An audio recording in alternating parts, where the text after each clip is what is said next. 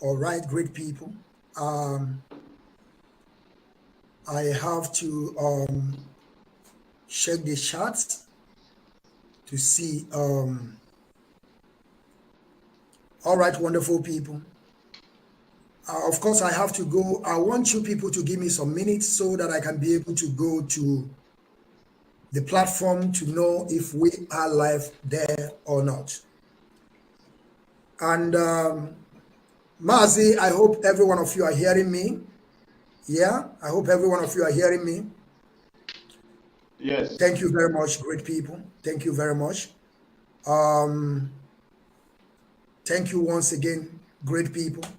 But I want you people to give me some time because we have to connect this to Biafran television on frequency.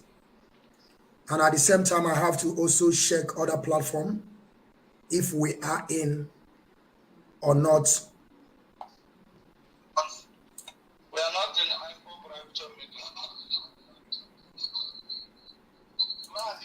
I'm working on that. I will get there now.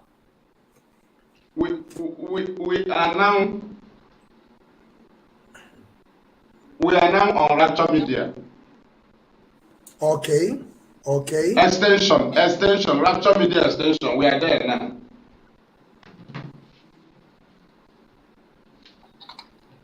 You people should just wait. I will connect to it. Just give me some, maybe 2 minutes. All right, great people. As you people are joining, we are going to join to other platform that is available to us over here. And of course, we want the great people of Biafra to, our people on the ground, so that I can be able to listen to this wonderful program today. This is the Meet the Panel. We are in episode 36. Things that we know how to do best. And that is why we're here. And as soon as we connect to other platform, then we are going to start because we want everything to be in our platforms.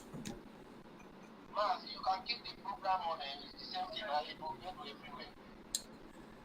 All right, wonderful people, great people of Biafra, freedom fighters, lovers of freedom and well wishers. I greet you all once again in the name of Chukwu Kikabiano. It's like he muted the mic of my side. I cannot hear him now.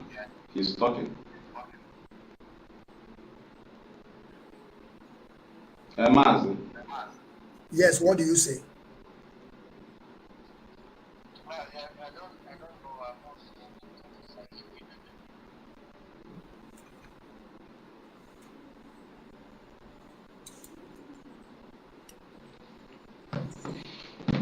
I'm not Mazi, Fearless, can you hear me now? Can you hear me?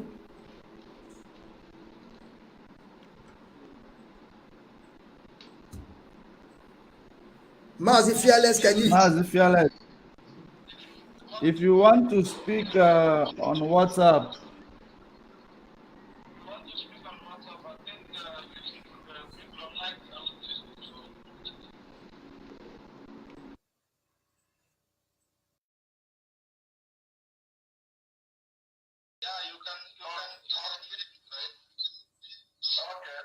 Okay. I have muted the mic. Yeah. So,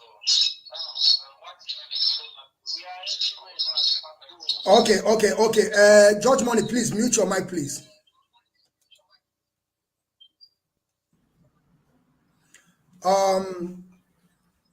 Master George Money, please, can you hear me through the computer, right?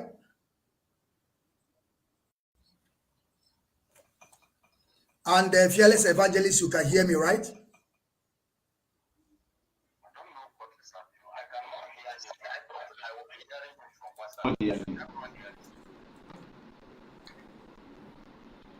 Are you hearing me through WhatsApp, right? You are hearing me, right? Yes. I can yes, hear I'm the one that mute myself. Okay. Okay, yes, I don't have to mute myself. Other people should mute, please. Other people should mute themselves, please. Mazi, please mute your mic, please. Thank you. Thank you, great people. Thank you, freedom fighters. Of course, we said that we are going to be here 1 o'clock Biafran time. But because of some technical issues, we can't be able. And you people knows that this platform is not ours. We will keep on doing our best to be able to preach this gospel of redemption to our people. The gospel of freedom. Of course, we are fighting for survival. And our leader, Mazen Nandi Okuchukukano, who is championing this struggle today, of course, we know he is in DSS dungeon. And we are going to talk about him today. We are going to talk about the system of that contraption. A man that had been freed, they discharged him, but he's still today in DSS dungeon. And we are going to talk about all the case that Mazen Namdekan have won in that contraption. Through Umuahia, through the first time in 2015, through even though the one that Obasanjo arrested him, and the one that he is into today, that they kidnapped him and extraordinarily renditioned him to that contraption called Daminibu Zoo. I salute you all today, and I would like to say good morning, good afternoon, and good evening. Some of you that are about to sleep, I will also say good night to you all. I would like to introduce myself. We don't have time to waste because we are already late. My name is Mazo Okenna Okechukwu, known as the Biafran child in Washineke, the general. I am from Ihala in Anambra in Biafra land. I am IPOB member. And Mazen Nnamdi Okuchukwu Kanu is the highest commander, the highest authority in this Biafran restoration project. But as it stands today, Mazi Chike Doziem is the one in charge. Mazi George Money, I would like you to introduce yourself. And then our brother, Fearless Evangelist, will also introduce himself. Then we move further because we have no time to waste. Ndewo. All right. Good afternoon, good morning, good afternoon, good evening, great and wonderful people of Biafra. Of course, you know me, and I am Judge Money. We are here once again to continue to preach this gospel of freedom, gospel of emancipation, and I believe that something is glitching. Mute your mic, please. Mazi Evangelist, please mute your mic, I think. Yes. Better now. So, great and wonderful people of Biafra, thank you for joining us on this program, Meet the Panel. I know people has been waiting for this program, but we apologize to all Biafrans and the well-wishers of Biafrans and great people of Africa for the sake of being late to this program. But of course, we are here to continue, and we have continued, and we are not going anywhere again. Thank you for joining us. Share the video, as we are also live on the satellite and Biafra television. We are also live in different platforms on YouTube and on Facebook. And thank you for being here with us. And Chineke, thank you for giving us this opportunity. Thank you, Mazi. Thank you very much. Mazi, I would like you to also introduce yourself, the Fearless Evangelist, so that we can proceed. Thank you very much, Mazi. Thank you, Chineke. From here, I remain the Fearless IPB Evangelist, Mazi Marachimachukwu. I am from Ndiabo. Ndiabo is in Aninri. Aninri is a local government in Ojiriba province, Biafra land. I am a homeland broadcaster under IPOB. Nnamdi Kanu is our leader. I am happy to be here this very moment with our people so that we can put things in order and make sure that Nigerian government understand that we know what we are doing and we know the game they are playing. Thank you. Thank you, Mazi Fearless Evangelist. Thank you very much. And I hope you're hearing me sound and clear, right? You can hear me. Okay, thank you very much. Thank you very much. Great people of Biafra, we have no time to waste. I would like to start with Mazi, the Fearless Evangelist. Mazi, the reason why we are here today is for us to talk about Mazi Nnamdi Kanu. Of course, we know that Mazi Nnamdi Kanu has been released and discharged from the Court of Appeal in Nigeria. But up to date, they are still holding him. And we see a lot of atrocities and chaos that is going on in our land today. And we keep on saying that we are not among those criminals in Biafra land, those that are holding Mazi Nnamdi Kanu, because we know that they are orchestrated. We know all their plan. We know that they are scripted people. Because I keep on asking this question every single day.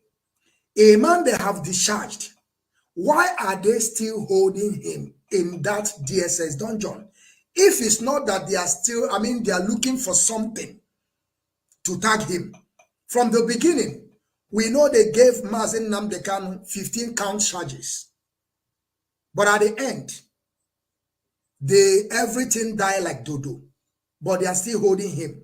Do you think that Nigeria have a system? Do you think that Nigeria is a country? Because we are talking about the judiciary in that contraption. Some people, what happens to Mazi Nnamdi Kanu? I don't know why some people are thinking that a man that the Court of Appeal have discharged and they did not release him, and some other people are having the same case, thinking that Nigeria is going to favor them. How do you think that Nigeria will favor you? Why they are still holding your brother? So, Mazi, Fearless Evangelist, I want you to tell us, what do you know about Nigerian judiciary? Do you think it's working? Do you think that Nigeria can work? Do you think they can fix that contraption called Damine Buzu? Mazi Fearless, the floor is yours. Thank you very much. Thank you once again. And we are happy for this very topic. It is the topic that we have to hold on this very time. Let me first of all go to the judiciary. But before I go to the judiciary, we must also know that this very, what is it called? Nigerian government, Nigerian president that just handed over, they call Buhari, he just handed over. There is a very serious point Nnamdi Kanu made.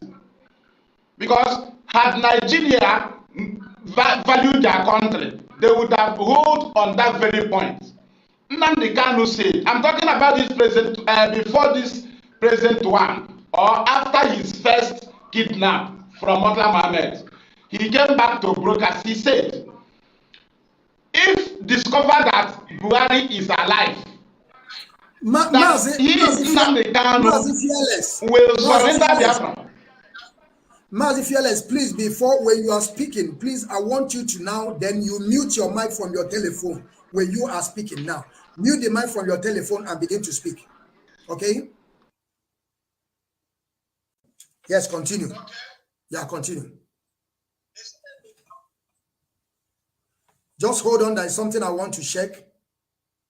Now, mute your mic. Mute your mic here. Mute your mic here. On the telephone. On the telephone conversation. Yes, mute it from the one that we have connection here, please. I have muted now. I have muted. Okay, continue. Okay. Thank you. So, what I mean is that Nigeria taking Nnamdi Kanu to court is just like they knew what they are supposed to do to Nnamdi Kanu, but they are running away from it. Nnamdi Kanu said, if discovered that Buhari is alive, that he will surrender Biafra, and that he will submit himself for life jail. Do you understand that he will submit himself for life jail? Now, I now ask them, if this is an express way to jail Nnamdi Kanu, why do they not challenge Buhari to come and prove that he's alive before Nnamdi Kanu? Then let me go back to the arrest of Nnamdi Kanu 2015. You know, when we are talking about free Nnamdi Kanu, some people would think that we are just saying free Nnamdi Kanu. We are not just saying. We are saying this because Nigerian courts have ordered Nnamdi Kanu's freedom severally. None have been obeyed. Starting from 2015, that they said he committed treason. We know Buhari committed treason. 1983, December 31st. We knew Buhari did it. But they charged Nnamdi Kanu for treason. Buhari overthrew Shagari. Everybody knew. With the women and others. So now Nnamdi Kanu they took him to court, and the Federal Council Labran was there in the presence of Justice Ademola of the Federal High Court, Abuja. Justice Ademola looked into this matter and decided Nnamdi Kanu because he asked what is it called? Labran, how many people are the victims of his terrorism? Labran was not able to bring any evidence. Ademola asked Labran again, how many people have died under his terror? Then, this very prosecutor was not able to bring any point, and Justice Ademola decided Nnamdi Kanu unconditionally. We rejoiced. We celebrated. But do you know that within a short while, we heard that Nnamdi Kanu have been rearrested again? But do you know our anger? The anger there is, which particular warrant did you use to withhold Nnamdi Kanu again after being discharged? Because immediately he was discharged, the very detention warrant becomes invalid. That very detention warrant becomes invalid because it had been discharged. What they discharged was the warrant.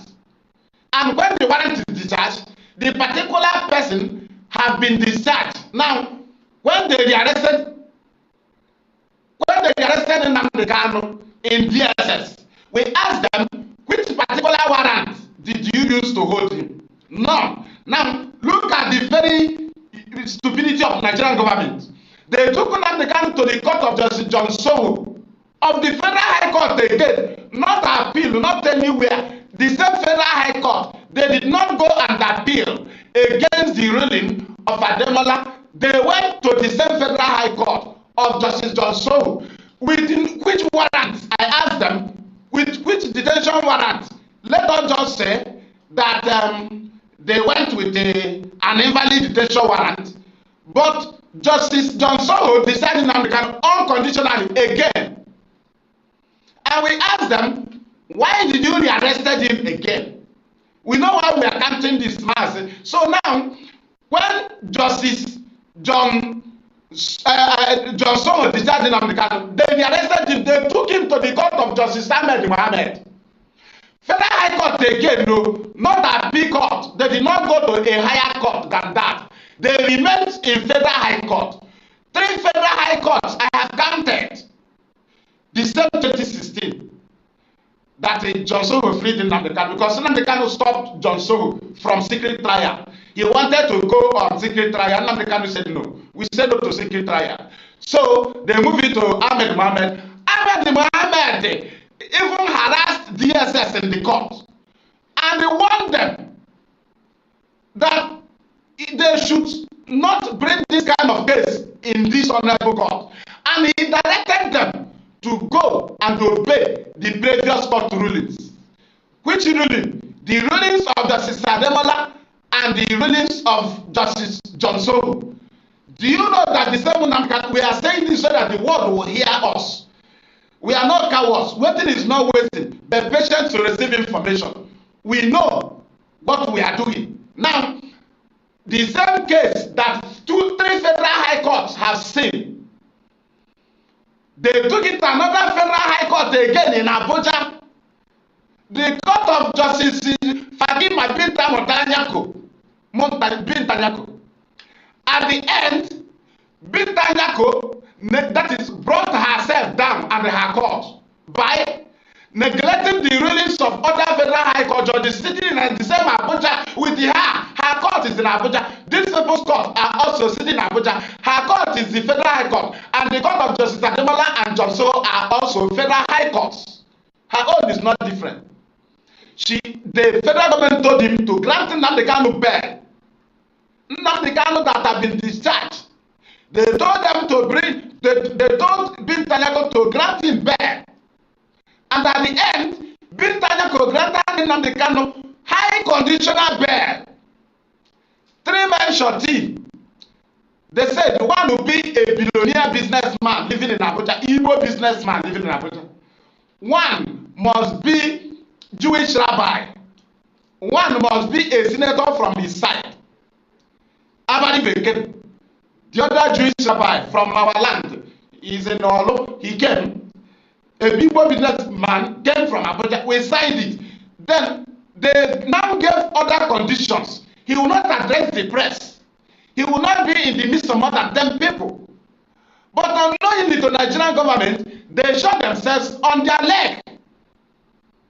Because saying that Nnamdi Kanu will not be in the midst of more than 10 people means that they will not bring him into the court.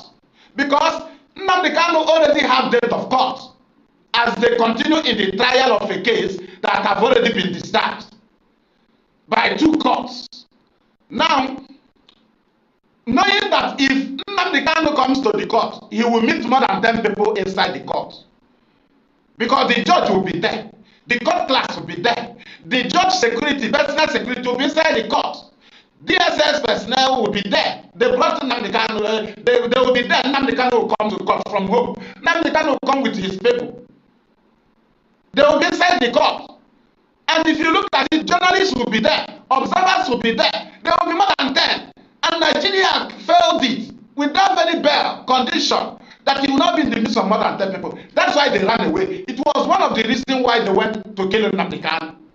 And on this issue, to see what Nigeria did in this 2021 after kidnapping Nnamdi Kanu, remember the allegation was that Nnamdi Kanu jumped bail. He jumped bail. They presented it to US senators. They sent it to US government. They sent it to UK. They sent it to Russia. They sent it everywhere, to Germany. Anywhere our leader reached, they will ask him, but why did he jump bail? But do you know that after the kidnapping Nnamdi Kanu from Kenya, that the same warrant that Nnamdi Kanu was granted bail on, that warrant have not been presented to the court.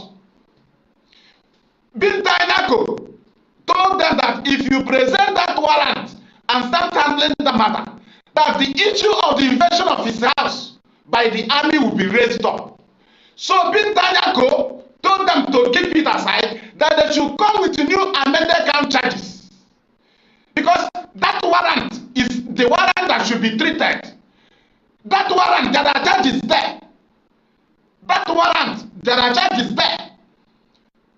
Which the courts, so many courts have discharged it. But Binta want to try it. Why did they not present that very warrant? They came with 5 amended count charges. First one. Second one, 7 amended count charges, 2021/2022. Then, third one, 15 amended count charges. We asked them, these amended count charges that all the charges started from 2018 to 2021, 2018 to 2021. What about the warrant? You told the world he refused to come and stand the trial, that he jumped bail. That warrant, is there no charges there? Those charges in that warrant started from 2015, 2016, 2017. Right? Then how come in 2021, all the charges against Nnamdi Kanu is from 2018? That you, Mr. Nnamdi Kanu, incited members of the public to go and destroy government properties and the transport company in Lagos. That is NSAS. You see how stupid Nigeria is. But But there is a warrant he was granted bail on, because you know you went to his house to kill him. And if that warrant is brought forward, Bin Tanyako knew that the lawyers will raise the issue of the invasion of his house, because the killing of just Barrister Jofo failed.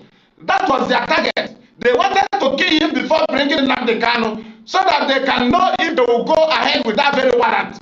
But when the killing of Jofo failed and they kill his PA, they know that they should not go ahead with that very warrant. They should come up with amended charges, because the bail you told the world he jumped from is the very warrant you are supposed to be trying him on. How come the warrant, the charges increased to 15? You started bringing unknown gunmen because government sponsored it. They brought attack on INEC facilities because government sponsored it. Because they knew they would not use the old warrant. Everything they sponsored, attack on security formation, it is all in the charges against Nnamdi Kanu, all these amended charges. The only charge from 2015 that came in was the transmitter issue. Now you ask them, why did you not try him on the charges you said he ran away from? Why did you start trying him on new charges after you attacked his house? Charges from 2015, from 2018. That's where they fell. Now, no, I will not finish everything now. Mazi, I think I will not finish here. Yes, or should yes. I still touch? Yes. Come back. Mazi, we are going to be taking it like one after the other. Can you hear me, Mazi? Can you hear me? Can you hear me, right? Mazi, should I continue? No. No, Mazi, just hold on, please, hold on. No, Mazi, I mean that we are going to be taking it one after the other from 2015 to 2017 to 2018 to 2021 to 2023, and today we are, Mazi. So I would like to. Let me move. Yeah, I think I want you to wait so that I can be able to answer Good Morning also some question because we are taking it one after the other. Mazi, it's all right. Thank you. Okay. Ndewo Mazi. Mazi George Money, I want to bring you in now. Of course, you know the mess that we are into. If we are telling people that everything we are doing is correct, that means that we are lying to people. There is a lot of mess in Biafra land, which Nigeria government are those that are behind those issues, because we are not going to shy away from that, even though today they are using their own military to commit a heinous crime in our land. Nigerian government, they always trying to find a safer landing by using other people. We call our people to use them to send some military in our land. And everything that Nigerian government are doing, they are playing game. They are playing game, except you lack ability to understand. That is when you will not get that these people are playing game on us. And that is, the game they are playing is Takia. Fulani, they too much love to use Takia on us. So, Mazi, I want you to say something to our audience. What do you understand about Nigerian judiciary? Do you think that country or so-called country is working? Do you think Nigeria can be fixed? Because sometimes some people will tell us, let us unite, or they will keep on telling us that diversity is our strength. Maz, I want you to take take mic to tell us what is happening. Why Mazi Nnamdi Kanu still in DSS dungeon today? We are going to be taking it one after the other. The floor is yours, Maz. Thank you very much. It is obvious, looking and having seen the trajectories of the Nigeria judiciary today, just like my comrade in the studio here said, that there has been a lot in several occasions where Mazi Nnamdi Kanu was granted bail, and then going back to the same court of the same instance to appeal. It is actually something that is Nigeria judiciary, they are behaving very, very, amateurly, or will I say they are not professional.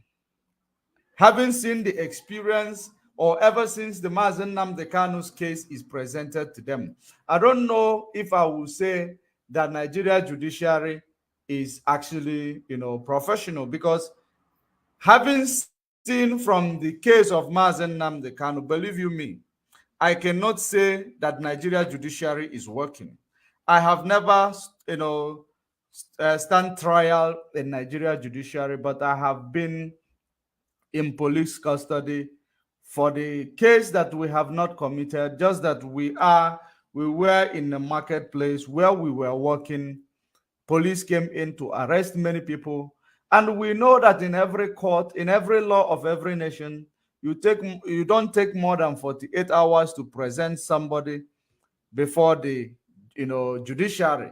So we were not able to go to the court because we didn't commit any crime. It was a random arrest, the same way they do random killing in Biafra land.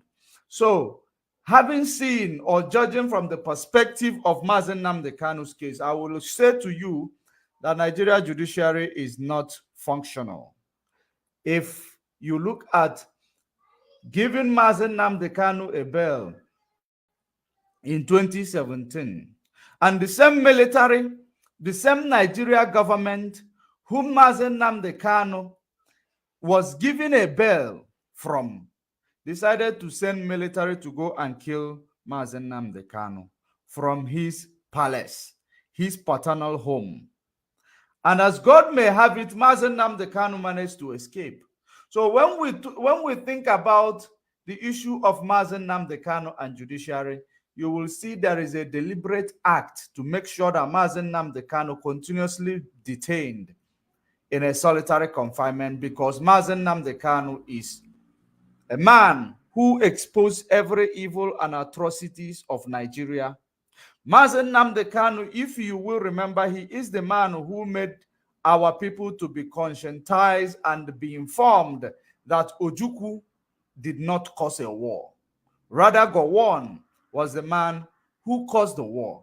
From there, exposing that, secret that they've been hiding from us all these years, exposing that, shenanigan of Gowon, which Gowon was granted interview in several occasions. He made Ojukwu the aggressor, just like Britain called Ojukwu the aggressor, because they wanted to overthrow him. There was, a report that I was reading the other day. That report is a report on how, it was a documentation of how Britain, supplied weapons to kill Biafrans. Supply every weapon, including bombs and ammunition, in order to destroy Biafra land. Because the only thing that Britain wanted from Biafra land, it is to establish their business of oil, to establish the business of oil exploration. So in so doing, they had to go to extra mile. They had to go to extra length to make sure, even if it warrants that every Biafra has, will die for Britain's business to stand in Biafra land. That was exactly what the documentation said about Britain. They made sure that they hide the war activities of the war from the United Nations. So when Mazen Nnamdi Kanu resurfaced, you find out that it becomes problematic to Britain and Nigeria, because he was exposing everything that even the members of the public were not aware of. So we will not be surprised if Nigeria judiciary begin to act unprofessionally. If Nigeria judiciary is being controlled by the executive, we all know very well that Mazen Nnamdi Kanu is a prisoner of conscience. We know very well, and that is the, the reason why judiciary will wake up one day and they fix a date of court, which was supposed to take place on the 14th of September, which is actually 2 weeks ago, right? I believe it's less than 2 weeks. It is now almost 2 weeks ago. They fix a date of court, only to come and tell the public that the date we fix for the day for the court hearing is actually a date for a Supreme Court vacation. What an irony. It is actually a bad reputation to the country. It is a bad reputation to Nigeria judiciary. Remember, Nigeria judiciary is the decisions of the judiciary attract foreign investors so that they will know how they will be handled in event where the government is overstepping the boundaries. They will take the government to court. That Nigeria judiciary will stand on behalf of the law and order. So in doing, the people who are supposed to be the investors coming into Nigeria space will see that judiciary is fully in control. Executive is fully manipulating the judiciary. So people will withdraw themselves. Laws and the judiciary has a lot of role to play in every economy of any nation, because an investor will check these things before they will even try to engage. These are things that many of these, illiterates that call themselves the leaders in Nigeria does not know about. But when they are playing this game, they believe, no, it is all about, trying to deal with IPOB and Mazen Nnamdi Kanu, because the truth cannot prevail. Just like you will understand the activities of Facebook, activities of YouTube, when they are dealing with us, when we are providing the critical informations, when we are exposing the critical secrets that these people has done against us, it becomes problematic even to social media owners, because Nigeria government, British government, they are actually trying to make sure that our voices are not heard, just like they did in 1967. They blocked the media. They pushed a propaganda. They made sure that United Nations did not get to find out the atrocities that they were committing through Gowon. They did it. The evidence is there. The documentary is there. Just like, some of these media houses, like, sometimes you see BBC going to, have a documentaries, just like you saw they have the documentaries about IPOB, and saying that the media warriors of IPOB were actually, doing one or two things, just like they did that documentary. That is the same way many other news media houses does documentaries of secret that they do not want you to see. So the documentaries is there. The documents, I have it. They said that they were secretly supplying weapons of war, weapons to destroy Biafra land. They were even pushing Gowon to say to Gowon, fight this war as quick as possible. Do you need anything so that we will supply you, that you may finish this war quickly? All because they want to bring back their business in Biafra land, business of oil theft into Biafra land. That has been the order of the day. So why do you think that Britain will take their time in order to do all that? Kill people, because they are very good at killing children and women in order to achieve their selfish, benefit. So if you look at it, Britain went out of their way to make sure they sold the security information of Mazen Nnamdi Kanu to Kenya and Nigeria. Immediately when Mazen Nnamdi Kanu left Britain to Kenya, they sold the information that Nigeria government went to capture Mazen Nnamdi Kanu. Do you think that they captured Mazen Nnamdi Kanu through a means of extraordinary rendition for justice to stand? When you understand international law and treaty, every constitution of any nation on this planet Earth, once there is extraordinary behind a rendition, it cannot stand the test of time in court, because it nullifies the case, because the case owns no jurisdiction. Before you will go for rendition of a person, there must be establishment of court. There must be establishment of court hearing from the host nation to discuss whether this person is going to be treated fairly or going to get justice from the nation that they are going to rendition him to. But because they know that there is no nation on earth that will see, having seen the antecedent of Nigeria and their judiciary, will allow Mazen Nnamdi Kanu's rendition to take place from their host, from the country. That is the reason why British override everything to make sure that they went through this means of extraordinary rendition. Because Britain knows that we in Africa, we do not pay attention to law. We in Africa, we do not pay attention to the law. There is nothing that works according to the law in Africa. That is the reason why they waited to get to Kenya in order to do such. They could not do it in Britain because they know that the law is going to hold them responsible in an event where they override the laws. And the rendition, extraordinary rendition, Mazen Nnamdi Kanu from Britain. They couldn't do it. They had to wait for Mazen Nnamdi Kanu to arrive in a third world country, which was Kenya.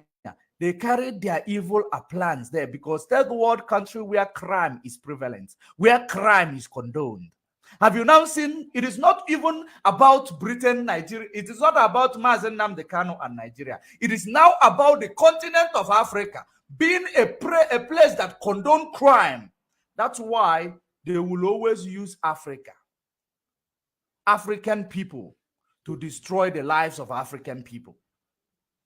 Mazen Nnamdi Kanu arrival in court in Nigeria in 2021. The first thing is, how did this man got here? Is it through rendition or through extraordinary rendition? Because there is difference between rendition and extraordinary rendition. Rendition is the protocols of following the due protocols of extradition treaty. If you have bilateral relationship with any country, you are bound to have a rendition of a person or individual who is presumed to be a fugitive or presumed to have a crime to answer in their own original country. And the establishment of court proceedings must start so that the host nation will know whether this person is going to be killed. Because if the host nation is not a place where does not condone treason, they don't have treason for anything, they will not rendition somebody who is going to be killed back to a place where he is going to face treason. Because they will now, unless if there is a written agreement that this person will get justice and will not be subjected to treason. That is the process of extradition, which is rendition. But in a situation whereby there is extraordinary behind that rendition, the court cannot entertain it. The court cannot entertain it because it is an act of kidnapping somebody to extort information forcibly, which is, the person is subjected to torture. That is the reason why you see Nigeria judiciary from the court of the first instance, which is the court of Bintanyaku. They stood trial. Bintanyaku could not help it because there is a lot of pressure from the federal government.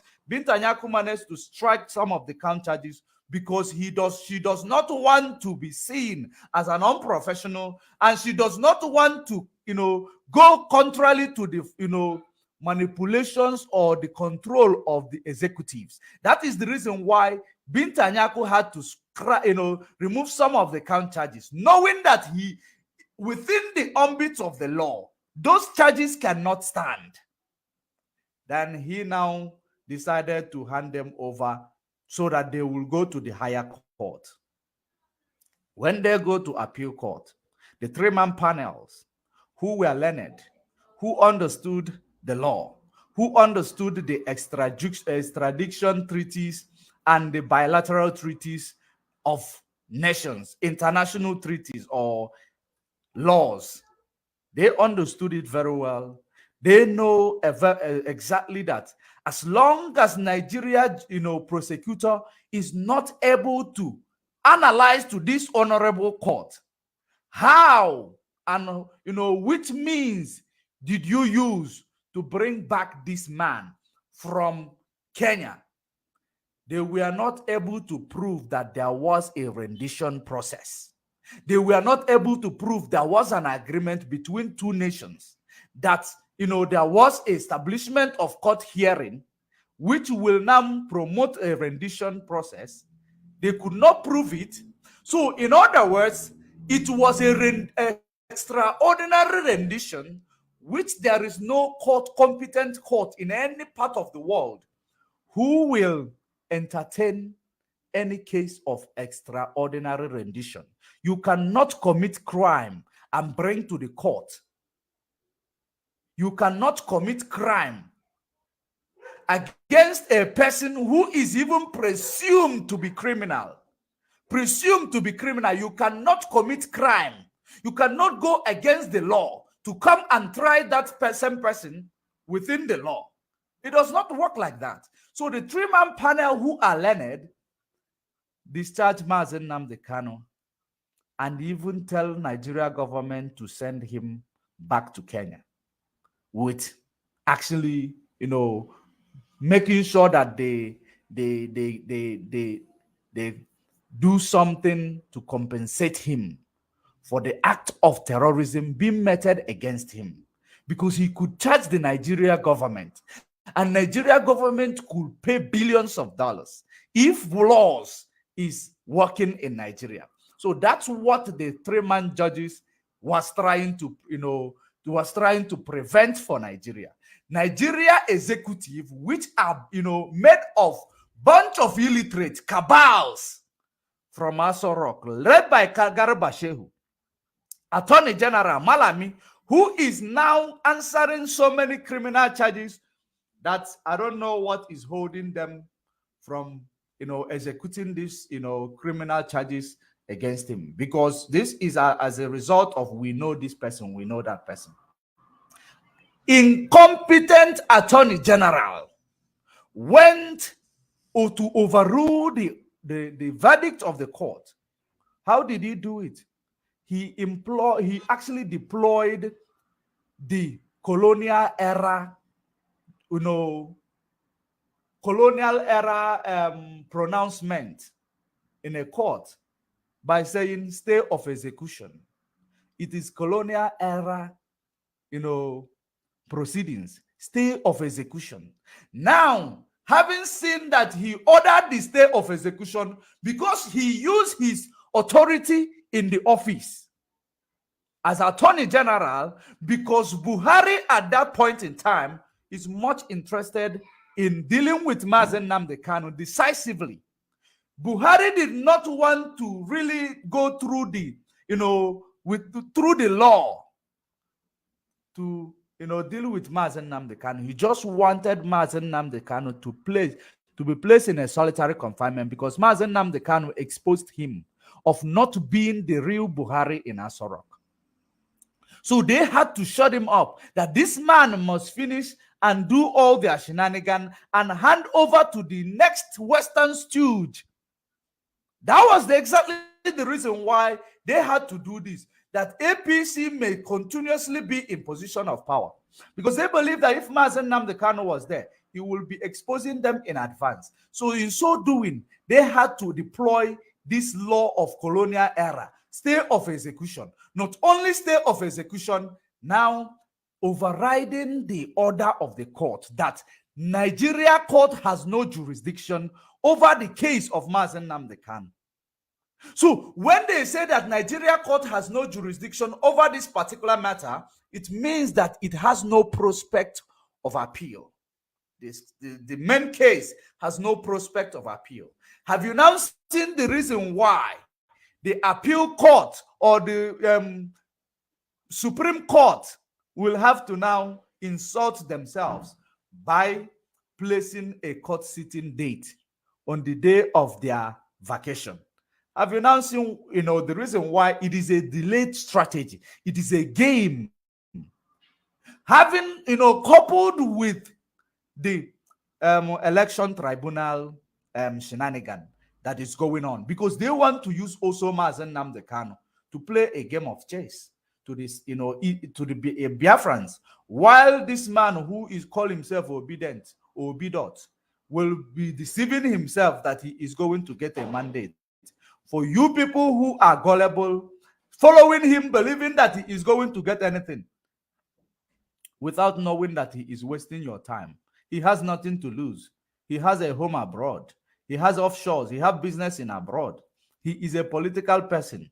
He has benefited from Nigeria. So he will never try to sabotage Nigeria, who has given him some benefit, benefits. So he will continuously use this delay strategy to make people to believe that there is something that will come out of Nigeria. Absolutely nothing. It is part of the game that they are using now. That is the reason why you don't see them fixing a date of Mazen Nnamdi Kanu trial. Have you ever seen any judiciary in the world that does not have calendar? Who does not know when is holiday, when is judiciary vacation, when it is tea break for judiciary, when is coffee break for judiciary? That is the same judiciary that you have found handling the case of Mazen Nnamdi Kanu. Have you now seen the irony of what we are talking about? Now, in so doing, I believe we are going to come back to this. The way that Nigeria, I don't know if I should go into it, Nigeria forces, army, Asaredo Kubo's criminals in the army uniform. Yes, I will come back. I think I will come back to that.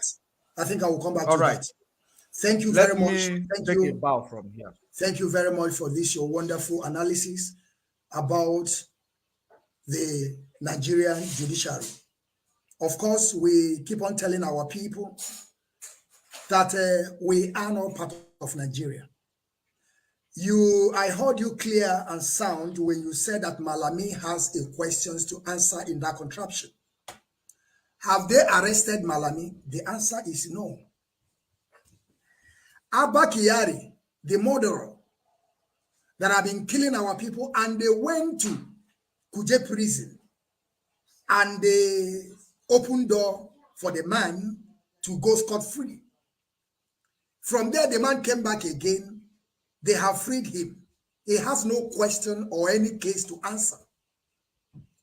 A man, they went to prison and took him away. Today, the man has no question to answer. But a man that fighting for his own survival, they have discharged him, but they are still holding him. And some of our people up to date, they don't want to learn and understand that we are not part of these people. According to Amadou Bello, their great-grandfather, they have forgotten about it, that we can never, take decision on our own. We can never rule these people. When it comes on Biafran people, Olisa Metu is there. The case is still waiting for him. Any day that he trying to challenge them, they will bring up his case. That is why today he's mute. Or Jose Okalo, they chase him away to become the, what they call it, their senator, the president of the Senate. As they rig him out, he keep quiet, because if he speaks, they will bring his case and he will go to jail and nobody will speak for him. But if you are telling these people that we are not part of them, they don't seem to understand. Now, I want to go back to you, Mazi, Fearless Evangelist. Let us take it from that, when the extraordinary rendition Mazi Nnamdi Kanu back to that zoo. They never even talk about that he escaped the court case. They don't want to bring that case back now. But when Mazi Nnamdi Kanu were out there, they were shouting, he jumped case, he jumped court, he jumped court, he jumped court. And now they brought him back. They extraordinary renditioned him to that contraption. Instead of them to start from that issue, why did you not appear in the court? No, they don't want to go there again. Now they are now fabricating lies, concocting stories and begin to pay some agent for them to be able to find a new case on Mazi Nnamdi Kanu. Maz, I want you to start from there. The reason why they don't want to talk about that jumping of court or did not come to court. Mazi, the floor is yours. Thank you. Thank you. The issue now with the Nigerian government is that IPOB neutralized them. Mas, I am playing, what my voice is playing back on me. If your voice is playing back on you, that means that you have to mute your mic from telephone. Mute the mic from telephone, then you start talking. No, but it's coming out clear.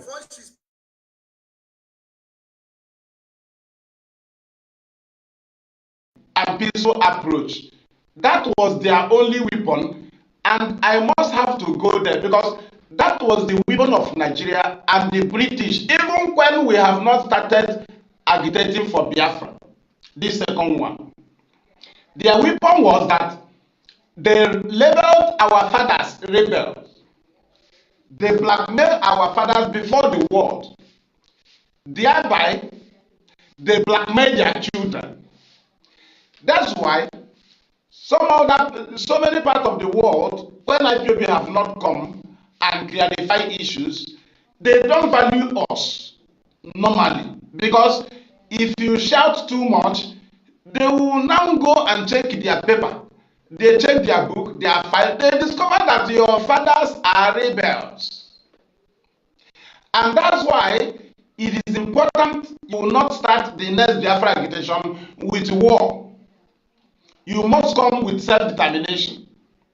Because with our self-determination approach, we vindicated our fathers. Why? Because when Nigeria started killing IPOB family members in peaceful protest, we refused to retaliate.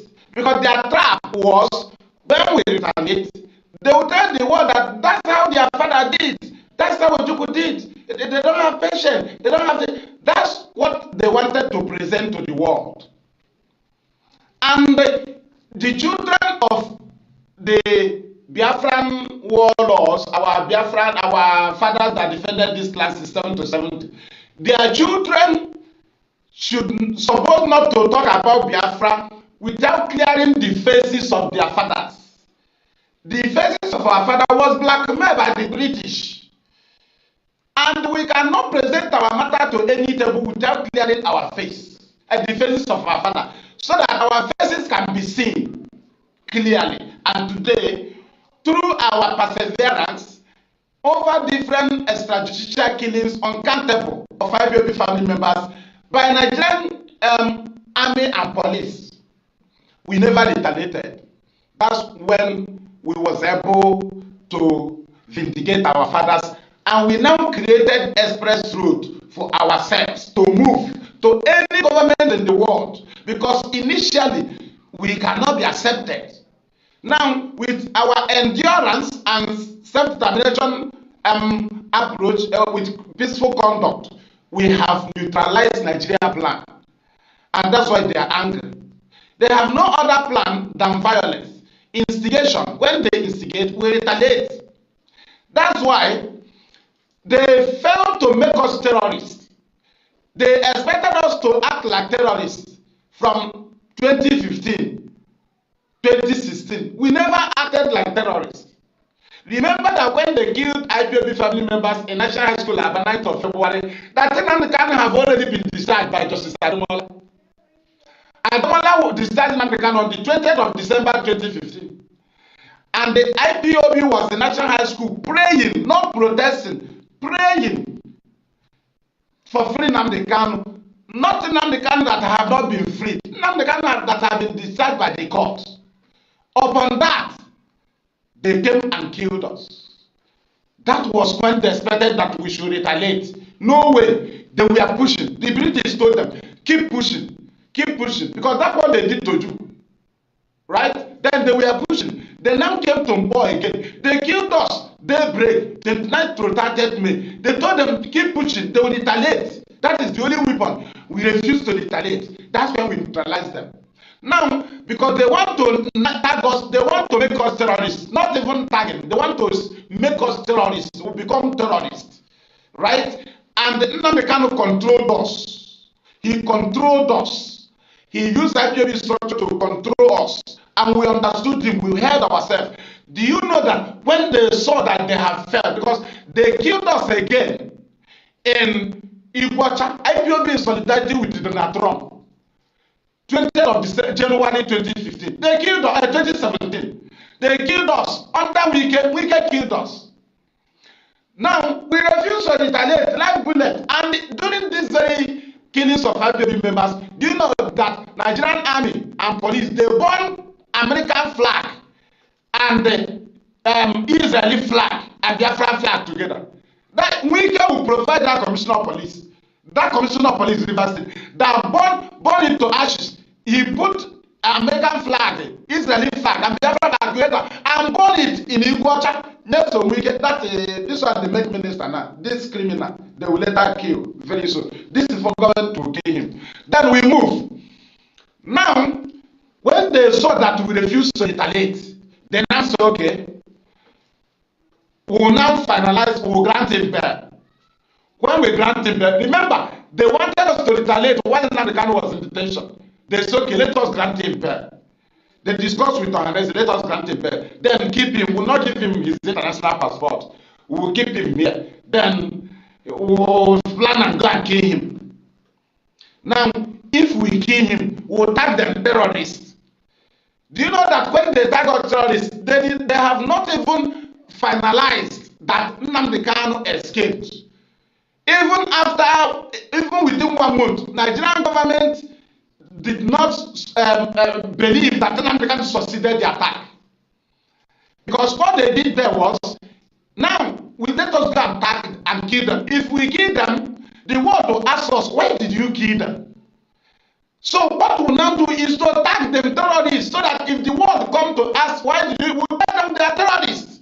Because we refuse to act like terrorists. So they now make it by themselves, by killing us and to shut us up the target terrorists. The same thing they did to Juku. They made agreement in Ghana. They agreed together. They came back. Then go on. The British told him not to agree. Instead of them to call him again and say, let us look into another option. Or instead of them to say, okay, we don't agree, let us arrest him so that we'll still discuss. No, British said, go and kill them. If you kill them, there will be no opportunity to bring out the Accord agreement so that the world will be looking into it. No, just kill them. So now, had they killed Nnamdi Kanu, they know they will now, what will now be on the fence, because they will say they killed a terrorist leader. Because their target is attack them, then we declare them terrorists. That thing they told Obia not to read out. They wrote it and gave to Southeast governors. We know that they just read it out. They first of all declared terrorists. They planned it. They wrote it and gave it to them. They gave it to them. They even gave to Traditional Rulers Council chairman from the East, all the states, because a Traditional Rulers Palace was invaded and the 28 people was killed. The Nigerian government shed blood in a palace in Igbo land. Why did the Traditional Rulers kill them? They received a letter. They were controlled. Now, if they didn't fight for Nnamdi Kanu, why didn't they stand for the invasion of a palace? Okay, why didn't they stand for attempting to kill a prince? Attempting to kill a prince. So, Mazi, that's where they fell. When after all this, they were the people that attacked us. They say we are terrorists. They came to our home. We did not go to Abuja. We did not go to oil well. We did not go anywhere. They just killed us, they attacked us terrorists. And since then, they fell. Immediately, Nnamdi Kanu survived it. That's when they fell. Today, they brought him here. So what we're asking them now is, that very blackmailing, you blackmail Nnamdi Kanu, that you jump there. Why did you run away from it? Mazi, you know their target in the court of Bintanyako this second time. You know, Bintanyako facilitated this thing. Justice Bintanyako. That's why initially I refused to add justice to her. I added injustice, but I just added injustice. Recently, she just looked into the head of our leader and started granting some fundamental human rights. You know, that's when I started adding justice. A woman that overlooked the judgment of other judges and ended up granting bail. So we asked President Tanyako, that warrant you granted Nnamdi Kanu bail on, where is that warrant? Why did you tell federal government to keep it aside and come with amended camp charges? Bill Tanyako, did you know that warrant, in short, Bill Tanyako is not, although there was a warrant signed, where is that warrant signed? The bail condition was made up. Where is that warrant? Nnamdi Kanu tried to defend himself before the war that he did not jump bail. If he appeared before US senators, he would be defending himself that he did not jump bail. And the time will be up for him to present the affirmative. Then when you kidnap him, where is that very warrant? No way. And the Mazi, do you know the people that facilitated these things happening? Nigerian citizens. Because these very Nigerian citizens, when they heard that Nnamdi Kanu was exposing Buhari, they were saying he was in abroad, he's in abroad. When he come back, do you know that since Nnamdi Kanu was brought back, we were expecting Nigerian youths. Immediately, Malami brought out the first 5 amended charges. When they read it, they did not see that Buhari died among the charges. We said, okay, maybe they will add it in the second one. 7 amended charges. They did not add it that Nnamdi Kanu said Buhari died, which would have been the best weapon of the Nigerian youths. They neglected it. They did not go to Minister of Justice and they asked Malami, why did you not add this thing in the charge? That Nnamdi Kanu tarnished the image of our president. Why did you not add it? We expected them to also go and ask Malami, why did you not add in the charges that Nnamdi Kanu said Buhari molested Aisha at the age of 9? Why did you not add it? Why did you not add it that Nnamdi Kanu accused Buhari of raping Aisha at the age of 13? Why did you not add it? Why did you not add it that Nnamdi Kanu said that whenever Muslims gather in Nigeria, even a Yoruba president as a Muslim, that a 10 years boy, Fulani, or 5 years, will lead in prayer? Why did you not add it? You were there, Nigerian youth, you were there. You saw an express road to stop Biafra by challenging your president to prove that he's alive. You failed. Today, Tinubu used it to become president. But what we are saying there is that the judiciary of Nigeria have exposed Nigeria. And the judiciary of Nigeria have also exposed the British compromise towards the people of Biafra. Where is the bell he jumped? That is our question. Where is that bell? Then that bell you granted him, where is it? Where have it been brought to any court? Where is that bell you granted Kanu? Their expectation was that Nnamdi Kanu lawyer would defeat them in a federal high court of Tanyako. That's what Malami planned. But he don't know that Ozokome is a wizard in their profession. See what Ozokome did. He knows the plan of federal government. That if they press on federal high court, that if they discharge Nnamdi Kanu in federal high court, they will go to appeal.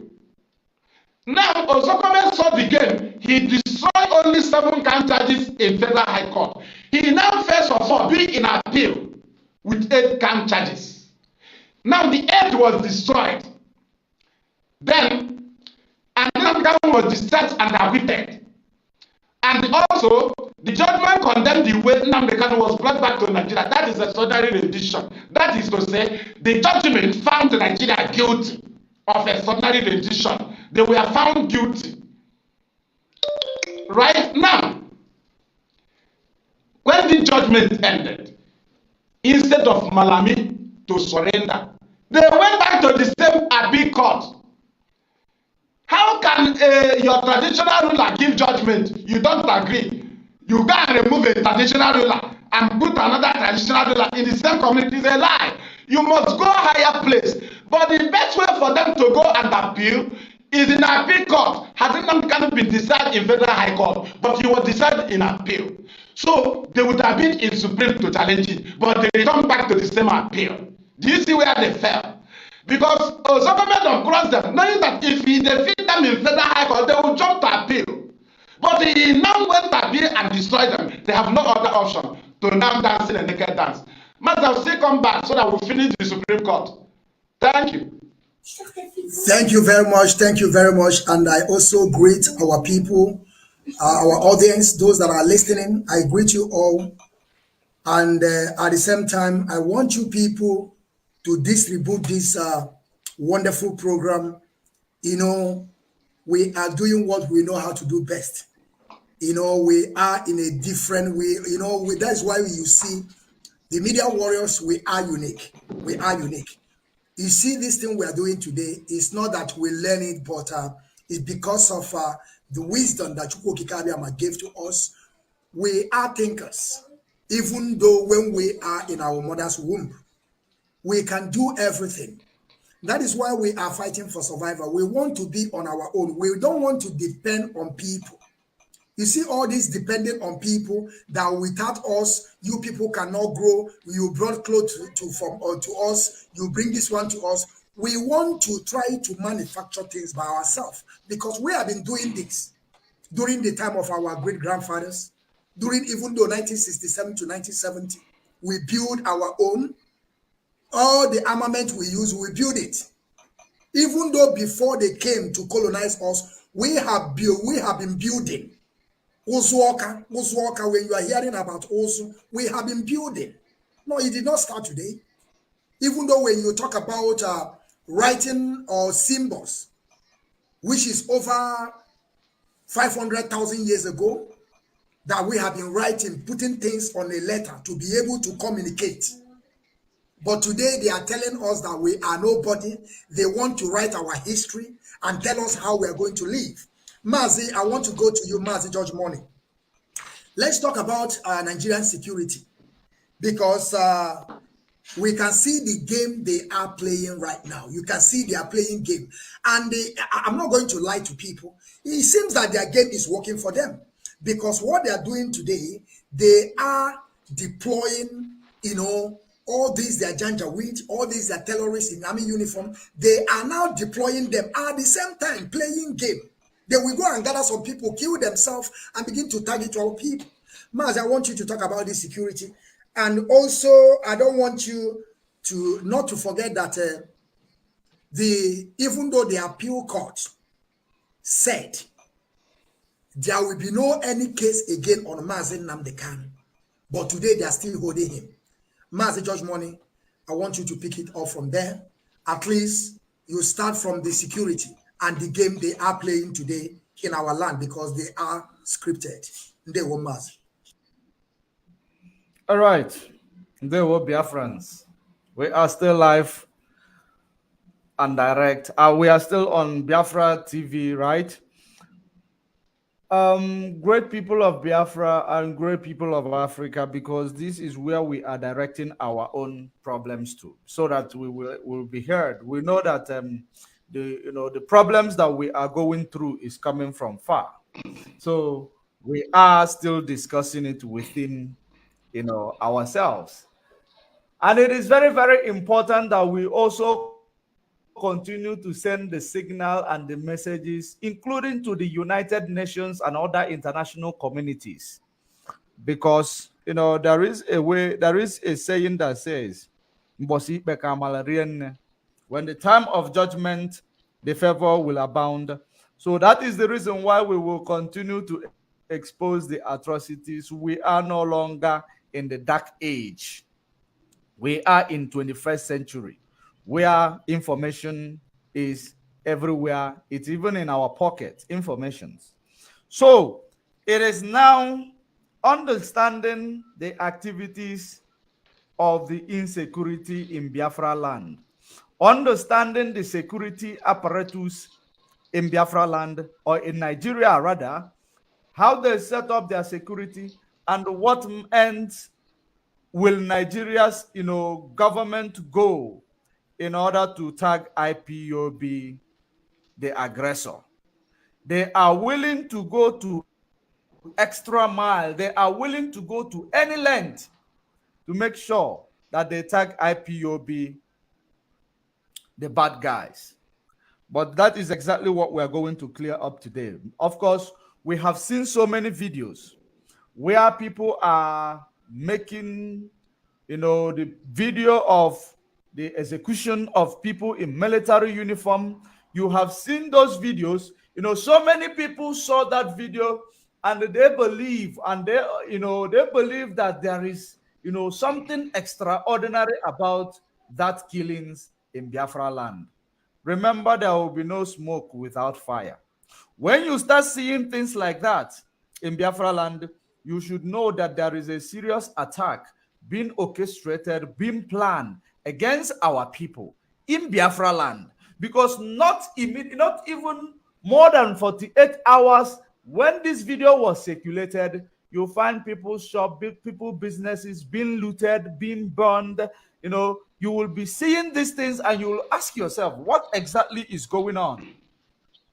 The same law enforcement in Nigeria were the same people carrying out these plans, the attacks on themselves, in order to have access into Biafra land. Because everything they are doing it to have access into Biafra land.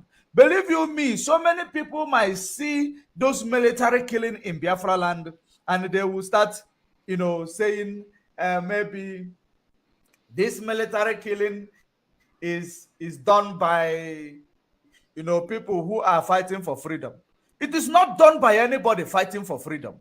It is done as a result of Nigeria government. They are good at creating faction. They are good at creating weapons.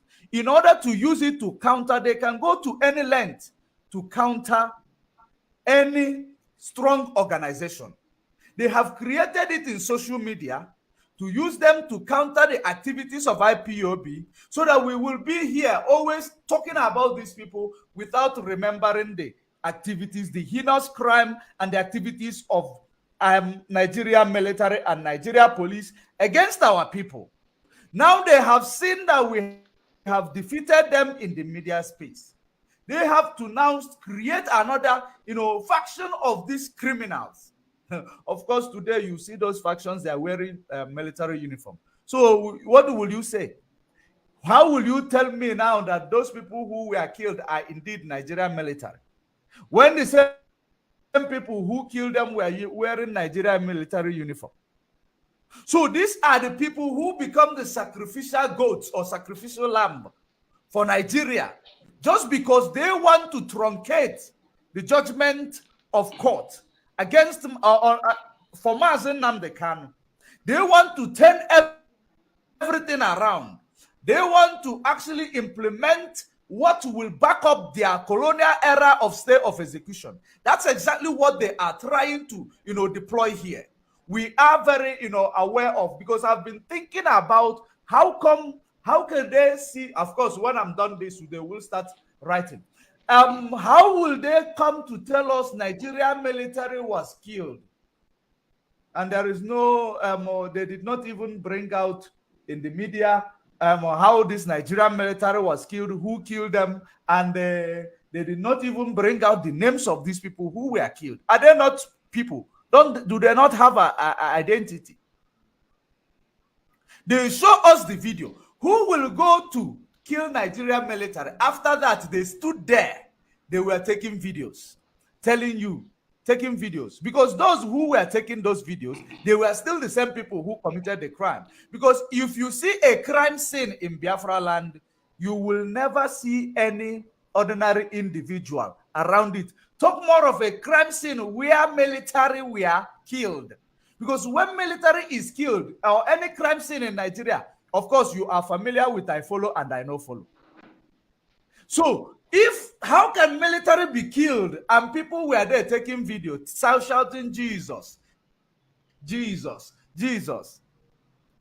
If you remember what Asaredo Kubo said a few months ago, Asaredo Kubo was making a mockery of Biafrans and was saying that their house go they burn, we go they burn their houses. He was making a mockery of that. And if you look at who were those burning the houses belonging to Biafrans, it was not people in military uniform. So if Asaredo Kubo was saying that he was burning out Biafra houses in Biafra land, will you now tell me that those people that was killed there were Nigeria army? the same people, even whoever that they killed there, the same people who put them up there, they are the same people who killed them. Because all these things these people are doing, it is all about to make sure they tarnish the name of IPOB and tarnish the name of Eastern Security Network. Now, the people who are claiming the responsibility of doing these atrocities, remember that all these people, these things they are doing, it is a shenanigan. They are trying to redirect the narratives. They are trying to change the narrative. They are trying to make sure they incriminate Mazen Nnamdi Kanu, even while at the DSS solitary confinement. That's what they are trying to do. Now, coming back to the same people who were claiming responsibility of carrying out these atrocities, who call themselves, is it government, unknown government or unknown military? That's what they call themselves recently. The same people made mention they don't want to see anybody carrying weapon in Biafra land, carrying gun in Biafra land. They tell you they don't want even to see Eastern Security Network, who is protecting our land from Fulani terrorists, carrying gun in Biafra land. That the only people who are supposed to carry gun in Biafra land are the unknown government in military uniform. So when you see this, that is the reason why when I see those images of or those Nigeria military, they projected to be Nigerian military, whether it is a Sared or Kubos terrorist giving me uniform to go into Biafra land. Because if you look at the antecedent of Nigeria in 2020 to destroy the NSAS protest, Nigeria government created a faction who came to the street acting or behaving like they are in solidarity with the protesters, but they become so destructive in order to give Nigeria army, assistance to come in and shoot people at Lekki toll gate. So this is well orchestrated plan. In my own opinion, it is a well orchestrated plan in order for these people to have access to invade Biafra land. Because when these people are going to invade Biafra land, you will find out information will reach the same people who are calling themselves private, is it government, private government or special government. The information will still reach them. They will know where to be found. Then the Nigeria army and the Nigeria Joint Task Force or police will start now going to destroy people's businesses, burning individual houses, people who has nothing to do with their shenanigan. They will start destroying their properties and they will start destroying the lives of our youth. So when you look at all these things, will you come to the conclusion to say, now Nigeria government and those who are carrying out their, whatever they are doing, the shenanigan. That's why I didn't talk about it. That is why I didn't even, feel pity about any of them, because we don't know who is who anymore. These people can do anything. And when we say, when this thing started from the media space, I continuously telling our people there is a Western agenda here. And that Western agenda is to make sure that they destroy the grip of IPOB. They want to destroy the foundation of IPOB. They couldn't succeed in the media. They're now trying to,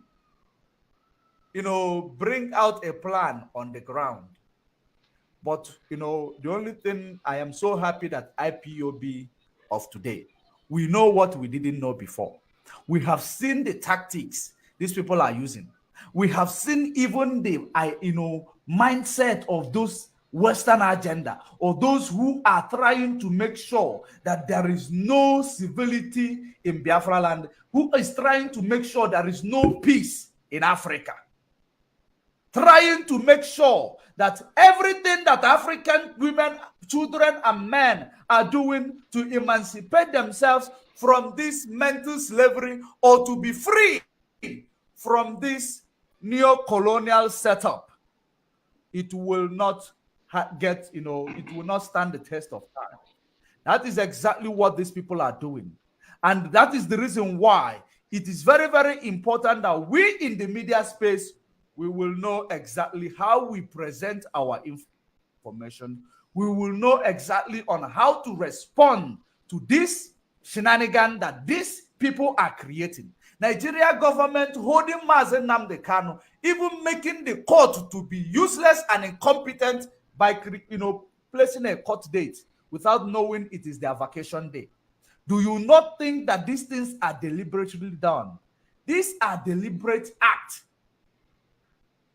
Now they have done it. They are so scared to come out to stand to bring Mazen Nnamdi Kanu because the Supreme Court, they have checked within the ambit of the law that every judgment given by the appeal court 3-man panel was authentic and there is no flaws in it. That is the reason why these people are so scared to come up for that trial, because they know if they come up with that trial, they have to quash every state of execution being implemented illegally by Malami. So they know very well that this is what is going to be happening. So they are so scared in establishing that court sitting. They want to know what they will use, the joker they are going to use it to play. But we are watching. Now, if these people claim they are fighting insecurity, if these people claim they want peace in Biafra land, how will you want peace in Biafra land when every atrocities that is being committed in Biafra land, it is tagged on release of Mazen Nnamdi Kanu? And when you look at the Biafran politicians, they are actually claiming that they are tackling insecurity in Biafra land. But everything is tagged on behind the release of Mazen Nnamdi Kanu. Why can't they release Mazen Nnamdi Kanu in order to separate chaff from wheat? In order to separate chaff from wheat, it is very, very simple. So that we will know who are those who are carrying out this crime. Because these things are traumatizing. What these people are doing, they are traumatizing. This movie, scene they are setting up, it is traumatizing. Children are watching. Our children are getting traumatized by it. And that is simply shows that Nigeria is not a country that, care for the feelings, human feelings. They don't care about it. They don't care about security of children. They don't care about all these things. Because you will find this crime scene they orchestrated will be there for many hours. Children will be passing, seeing them. And you tell me Nigeria is a country. It is a British enclave. It is a British enclave. You cannot breathe in that place. That is the reason why every indigenous people in Nigeria should be fighting for their, for their freedom. It is very, very important. That is the only way you are going to get it right. It is not through Obi. Obi is not going to give it to you, because the type of system of government you people are promoting in that Nigeria, it will never work in favor of anybody. Whether you like it or not, believe it or not, it will never work. I am going to leave it here, Mazi. Mazi, thank you very much. Thank you very much for this, your wonderful analysis on this Nigerian security and the game they are playing. Of course, we know they are playing game. But before I will come to you, Mazi, the fearless evangelist, there's something I want to talk about here, because you know that they are really playing game. And also, I don't know what is wrong with our representatives. If you people haven't forgotten, they went to Abuja. Most of them went to go and they met with Onyendu Mazen Nnamdi Kanu, asking him, because they want to try his power. They want to know if Mazen Nnamdi Kanu remains the supreme. All of them were trooping to Abuja to see him, to stop sit at home. And today, when you go to their newspaper, they will be telling you that the military stopped sit at home. And how the military stopped sit at home? Is it not when Mazen Nnamdi Kanu spoke? And now they understood that the man powers remains who he is. Because we are here. We can never abandon Mazen Nnamdi Kanu. It's impossible on this planet Earth. We need him so much, as he also needs us on this Biafran Restoration Project. But I want to ask something. Why is that these people went to Abuja to meet with Mazen Nnamdi Kanu for him to stop sit at home? Now sit at home have stopped. Why are they not talking about the release of Mazen Nnamdi Kanu? Now you understand that even though our politicians, our representatives, they don't have goals or balls. Only what they are doing is what they are going to benefit. Now, Mazen Nnamdi Kanu have settled the case of no more sit at home. Let us turn it to, I have forgotten what they call it. Somebody should remind me, please. What we changed that Monday to economy booming also. Empowerment. Huh? Economic empowerment. Yes, economic empowerment. Thank you. Now we have done it. Instead of them now to begin to speak, how are we going to free this man that the court have already discharged? They don't care. You see, that is why I'm telling my people that we are nobody in that contraption.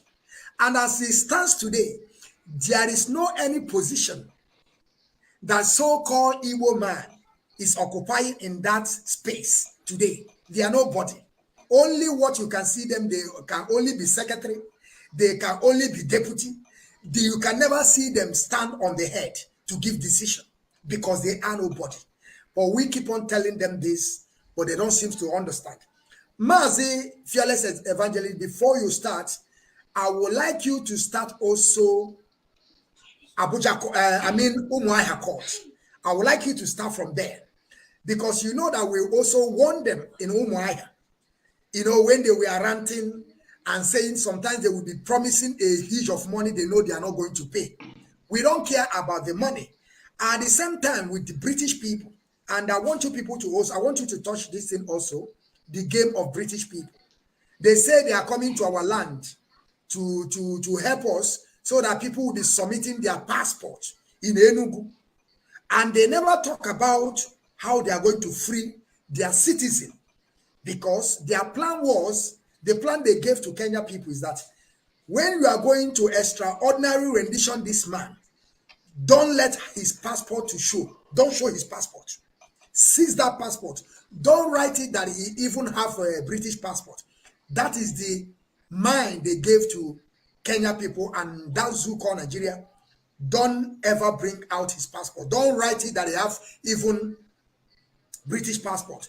So when the case we get to British people, they will say, we don't know because they did not show his passport. But you don't know that it's a game plan.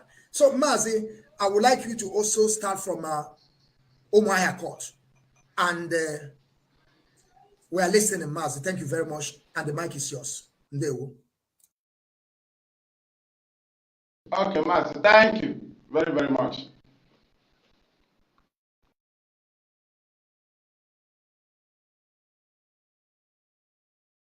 January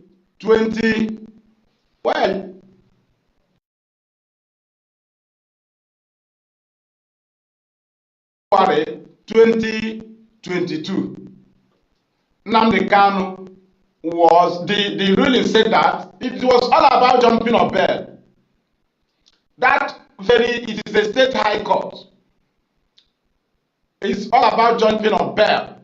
So now, it was the court ruled that Nnamdi Kanu did not jump bail, but he escaped military assassination attempt. That's number one. That's the weak point of Nigerian. That is the only thing that we are using to nail Nnamdi Kanu. But their own court that have the jurisdiction, because Umuahia High Court have the jurisdiction to look into such matter.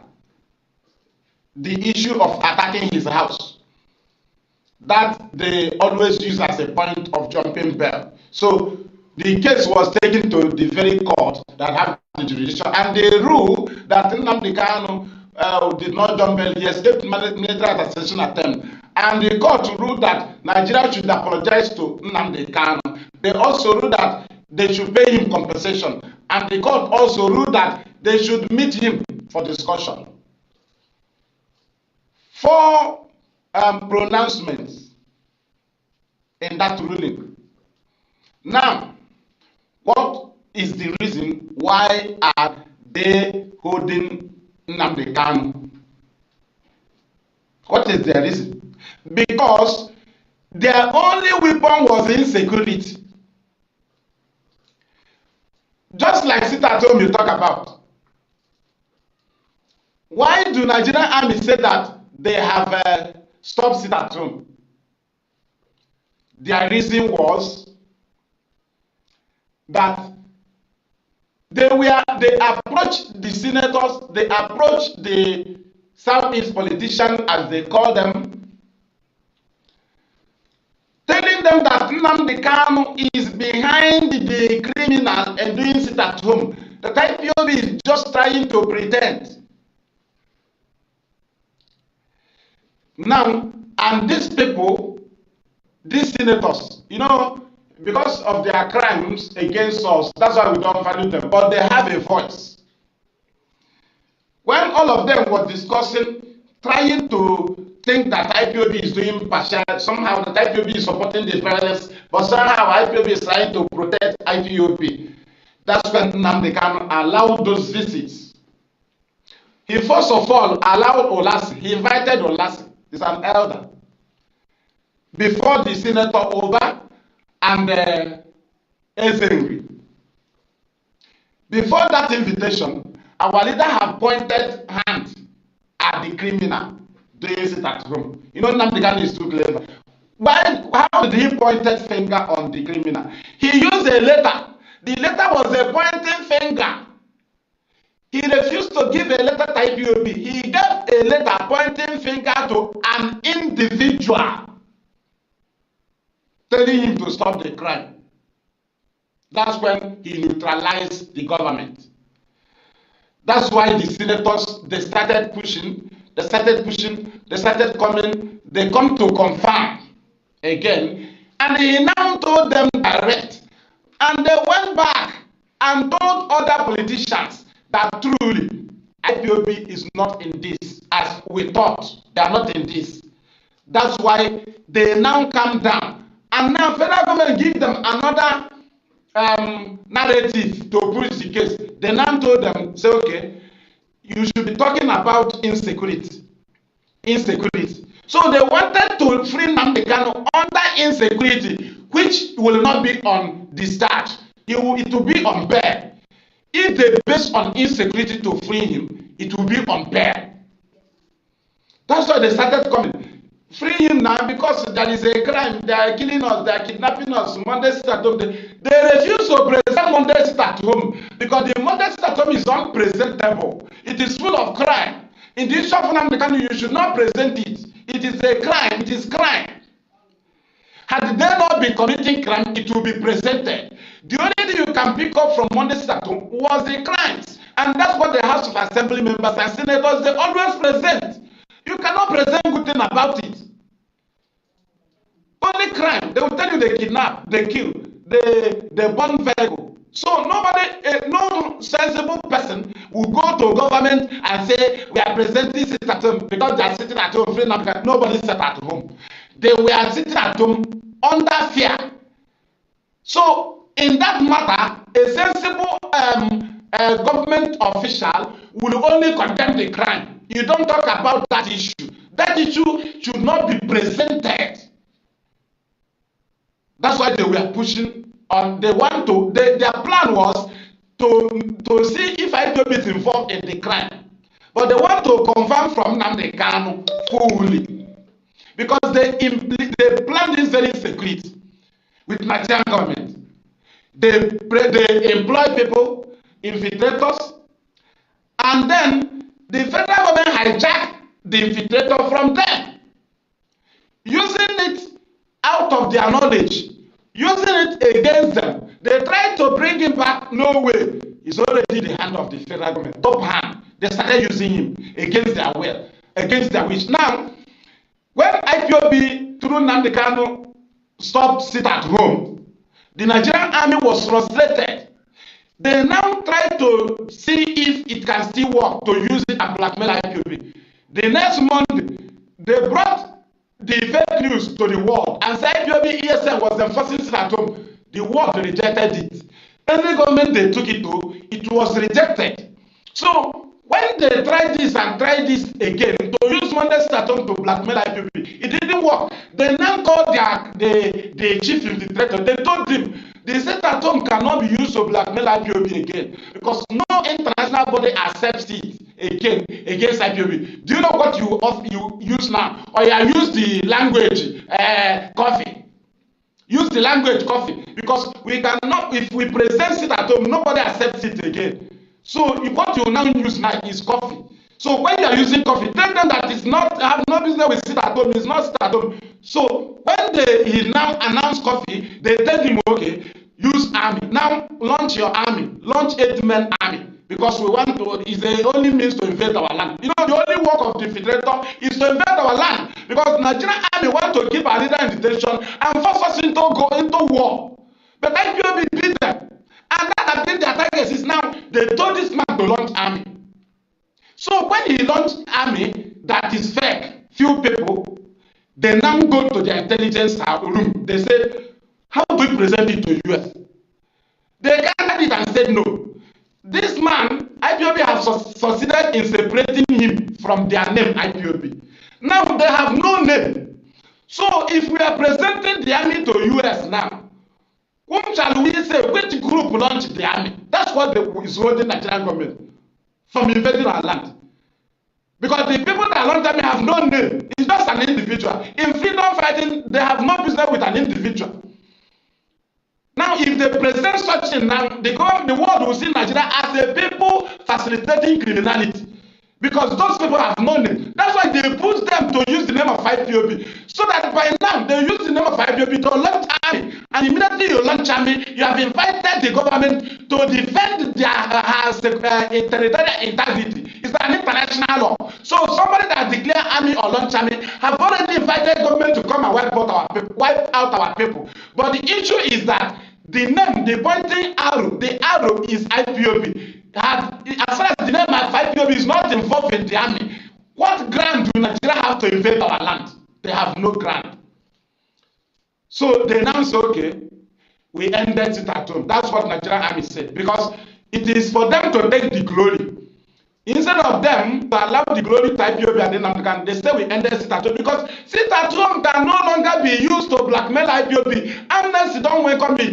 UN never welcome it again. EU don't welcome it again. Nobody, US will reject it. If you bring it to UN, they say go, go, go, go, go. If Nigeria take it to EU, they say go, go, go, go. Which sit-at-home? They will bring more than 50 press releases of IPOB. Can't sit-at-home on their table. Now, that one died.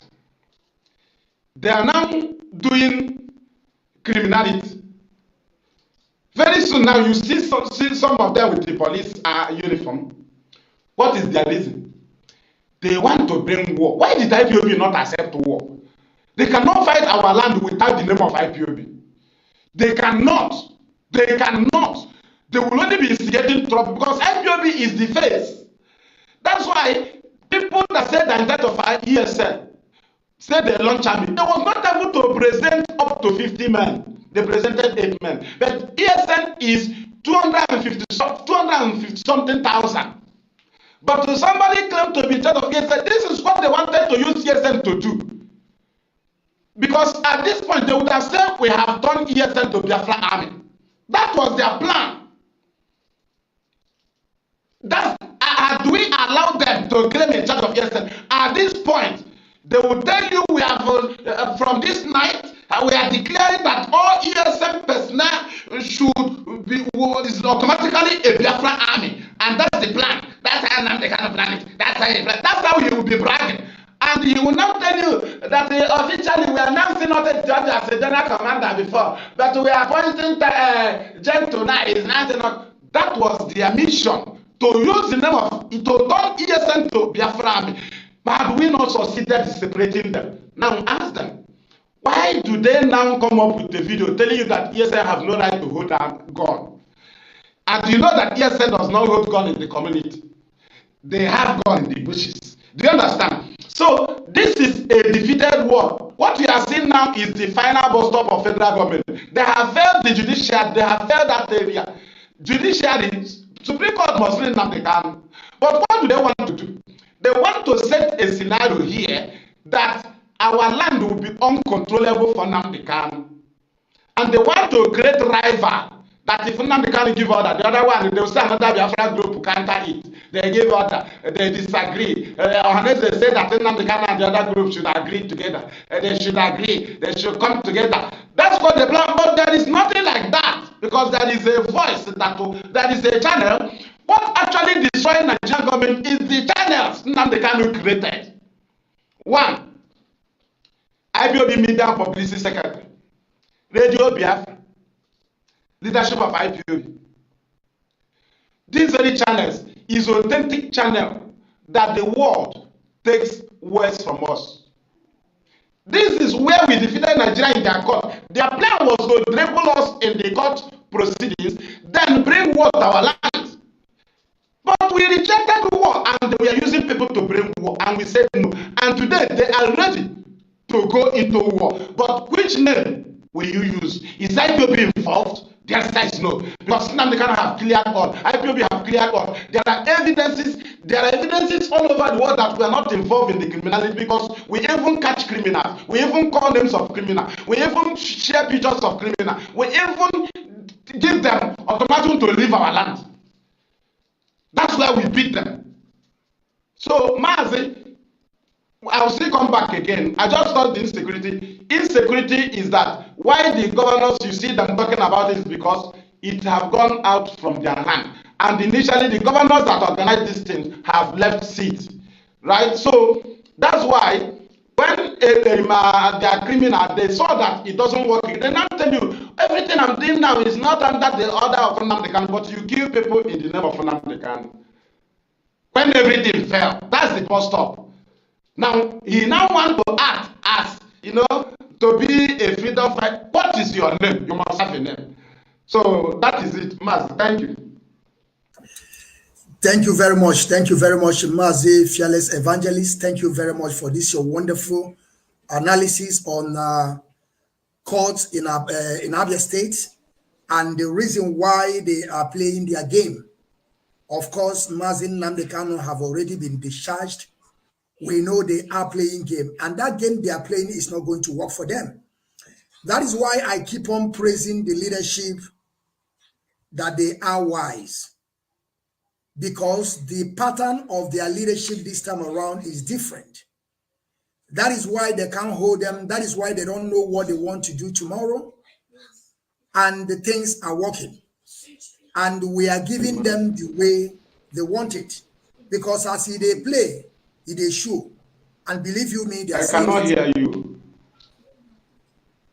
Okay, you can hear me now, right? Thank you. I'm sorry. Yes. So they play, they show. I want to use also this medium to still salute Mazi Shike Doziem, a man with a wisdom and intelligence. Because after the rendition of Mazi Nnamdi Okuchukwu Kanu, he came out. He told us this time around his pattern will change. He's never going to tell them what we are doing. That is why today you can see we'll be able to secure some interview with the wife of the leader of indigenous people of Biafra. Some are asking, is it now the wife of our leader start talking about the husband? But some of them don't know that we are fighting different phases of war. Who want to allow the wife of the freedom fighter that want to free his own people? And the hand that are holding us is part of them, the British people.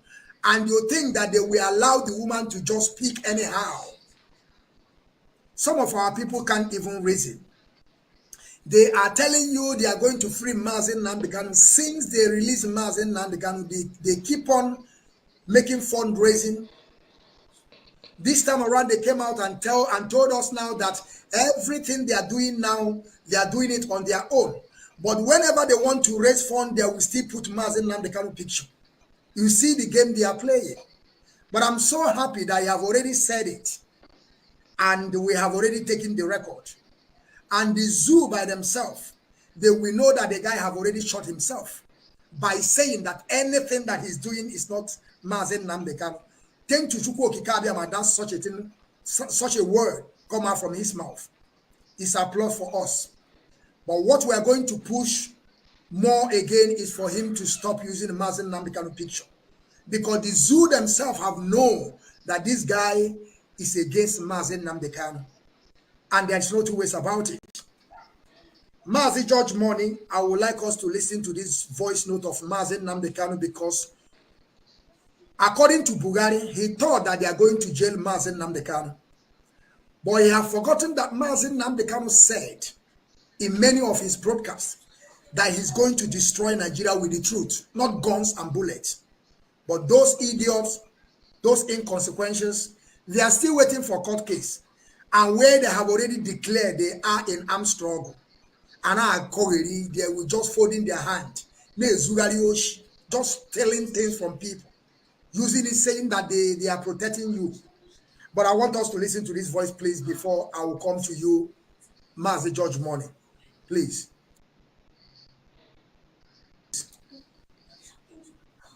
And by the way, why should some people even comment and say that, oh, they helped Nnamdi Kanu to come out of prison? This is how they're being repaid. Are you not foolish? Did I commit any crime? Did I commit any crime? The answer is no. I committed no crime. I am fighting for the freedom of my people as contained in the constitution of the zoo called Nigeria. I did no wrong. That was why after 2 years they could not prove any case. Even till now, they're still in court, they cannot prove any case. And people talk as if they are so moronic that an animal is better. They say I insult them. I insult you because you can't reason properly. I did nothing wrong.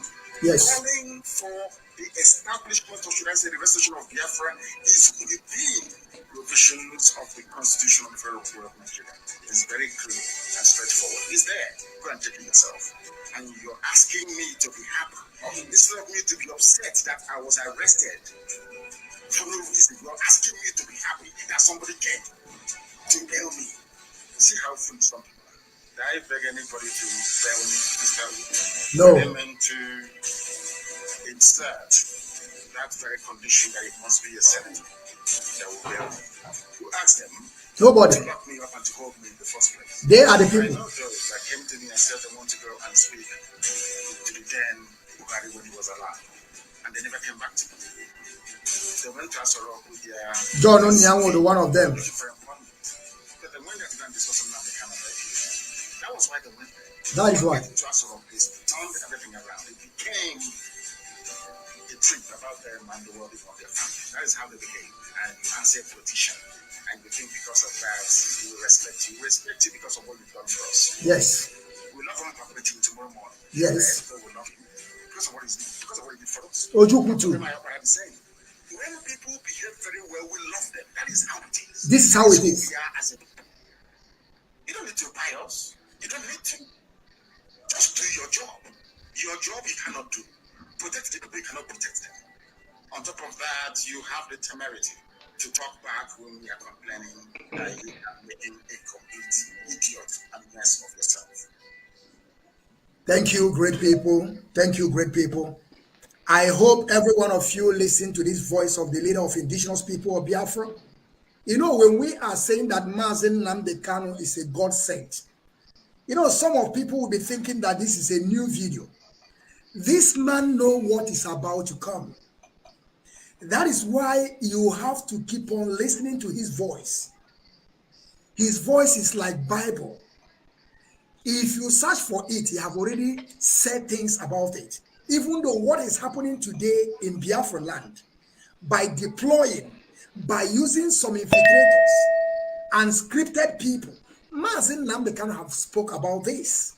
And everything that he said with his mouth, behind the mic, on Biafran Radio Biafra, is all authentic. Now, the same thing they are planning today, according to our brother, Fearless Evangelist, he said their plan is that they want to release Mazi Nnamdi Kanu on insecurity. Then they will come to, to shorty him so that he will have a limited to speak. They don't want to free him like, okay, you are free. There is no case against you. Now they are preparing, using people to commit crime, so that when they will release him, they will say, okay, because of this insecurity, we release him, but you are not going to do this, you are not going to do that. But Mazen Nnamdi Kanu is asking you, did I ask you to come and shut him? Instead of him to be angry that they arrested him for no reason, up to date, Buhari said, meet me in the court. They went the same court, they freed the man. And the man have told you people that up to date, as it stands today, there is no case against him. Did you see any case? The answer is no. All the whole 15 count charges, they have trashed it. Did he have any case? The answer is no. Now ask me, why are they still holding him? Because they want to bail him on condition like insecurity. Don't do this. You are the people, your people are those that are doing this, so that people will come and shut you. It will be like what happened in 2015. So they will tell him, don't go there. 10 people shouldn't come around you. When you do this, they will do that. But Mazen Nnamdi Kanu is a free man. They must free him. So Mazen George Money, what do you have to say? Because Mazen Nnamdi Kanu said a lot of things in this short broadcast that we just listened to now. And he also talked about when the politicians are doing the right thing. That is why we keep on saying, calling on Mazen, the Senator Abaribe. We are not coming here to praise them, because all of them, they are politicians. But as far as you are doing a little thing to support your own people, to fight for your own people, of course, we are going to talk about you, but we are not going to praise you, because we don't know who you are. You are a politician. You can turn back to us tomorrow, but we are going to point out that thing that you did. But for us to begin to praise you is a lie. We don't praise any politician. We can never praise them. But we are going to tell the world how they are helping their own people. Maz, I want you to take it from there. Maz, George Money, please. Ndewo. To start with, it is very, very important for us to know that there is a saying in our language that says that the Constitution of Nigeria understand what self-determination entails. The United Universal Declaration of Human Rights, it is written there and gazetted. There is the right to self-determination. In United States, there is right for self-determination. In Britain, there is a right to self-determination. In every country in the world, there is a right to self-determination. So have you now seen the reason why because what we are doing, the reason why we are not apologetic to anyone, it is because we are doing the right thing. We are not committing crime. We have not committed crime against any law in any part of the world. Now, that is the reason why Mazen Nnamdi Kanu will boldly tell them, you cannot jail me. I will defeat you in your court. But now, as ignorant as Nigeria has been, and the illiteracy of the previous administration, they decided they will go to court against a learned man. Against a learned man. Have you ever seen an illiterate coming to defeat a person who is well, aware of the law in court? So the illiterate, the previous administration, who does not know anything about the law, just because they found themselves in the space of Nigeria executive, now they believe that they can carry out anything that they want to carry out because they are indispensable. That is the reason why ignorantly that man called the impostor in Asorok decided to say, no, Mazen Nnamdi Kanu was insulting Nigeria, therefore he need to go to judiciary to answer for all the insult he has been given to Nigeria. Mazen Nnamdi Kanu went through this process as per the command of the commander-in-chief, which is the impostor in Asorok. He went there, he stood the trial, which is illegal trial, because he has no jurisdiction to actually carry out such trial. Mazen Nnamdi Kanu defeated them in their own court, just as he promised them. Because when you know the law, when you know that your activities is actually being backed up by the laws, there is nothing that will make you to shiver or to be, to be biased about what you are doing. And that is the reason why when we come online, we speak authoritatively. In every information we bring out, we bring it authoritatively, knowing that there are, facts and figure that backs it up. So when you listen to the voice of Mazen Nnamdi Kanu, Nigeria played the game of surety. They played the game of surety in several occasions, which is the one they want to start playing again. Because they have tried it with several governors in Biafra land. I will stand surety, and the IPOB and every other person who understood the verdict given by Supreme Court. We came out, we debunked that shenanigan of surety because it does not exist. A man that has been set free with the order of the law, you are now coming to tell us you will stand surety. They have tried it with the many organizations. They have tried it with Ohanes and Igbo. We kick back at it, and I don't know which one they are going to use again, because they have understood that this man is formidable.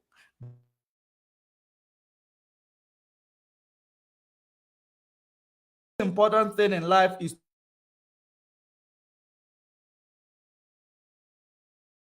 to enable you to be more, confidence to carry out your activities, which is backed up by the law. So everything, just like you said, that Mazen Nnamdi Kanu's broadcast is like a Bible. If you don't understand it, you go back to the voice. Because everything we are seeing today, it is the same thing. One thing we should all understand is that Nigeria, Britain have two modus operandi in terms of dealing or trying to sideline the good guys. That first modus operandi is intimidation. Intimidation, which I will put it like it is intimidation and the killing. Because they believe that once you kill one or two, all of them will be, or you kill or jail one of two, you intimidate them through jailing them, one or two. The rest of them will now become, so scared. They will not come out again. Because that is what they did during the time of slavery. When a slave rises up to challenge the master, they kill him immediately. Or they put him in a solitary confinement where he will not see the light of the day again. Then the others, it is to teach them a lesson. And in so doing, they forgot that the type of people that Mazen Nnamdi Kanu surrounded himself with are the people who are actually professionals in their different, location. So that is the reason why they have introduced intimidation. It did not work. They introduced killings. It did not work. They tried to use court to intimidate us. It did not work. They do not know exactly what they are going to use again. That is the reason why the Supreme Court is scared to schedule for a court, hearing. That is the reason why they were begging all these organizations, Ohanes and Igbo, governors in the East, senators, go and tell them you will stand a surety. You stand a surety. Once they agree you standing a surety, we will release him so that he will have a bail condition that will not enable him to tell the world what he went through in the hands of Nigeria. That is what these people are actually trying to implement. Because Mazen Nnamdi Kanu's case becomes a bone in their neck. Especially, he is the first freedom fighter that was discharged and acquitted in the court of the law. You know that. He is the first freedom fighter that is discharged and acquitted in the court of the law. This one, remember that most freedom fighters, what they do is because there is no media, there has never been media during those days, they will tag you a terrorist, including the Western nations. They will call you a terrorist so that they will use this, their big media, mainstream media, to make sure they project you to be like the terrorists, even tag every activities that has never been committed by you, just like the one they have now been using by those criminals on the ground, from the media to the ground now, who call themselves secret government or whatever. And Mazi George Money, just hold on. Say that is reason why when our internal leader with this Gowon went to Aburi Accord, they agreed. But because we don't have mainstream media, that is why they went back and told you that our internal leader started the war. And they call him a label. And all the whole mainstream media, the international, they carried it. But now we have come. That is why, Mazi, we are shouting that we have to do something. And I keep on telling people, the war that we are fighting today is a media war. Correct. Forget about all these things that my friend, we are fighting media war.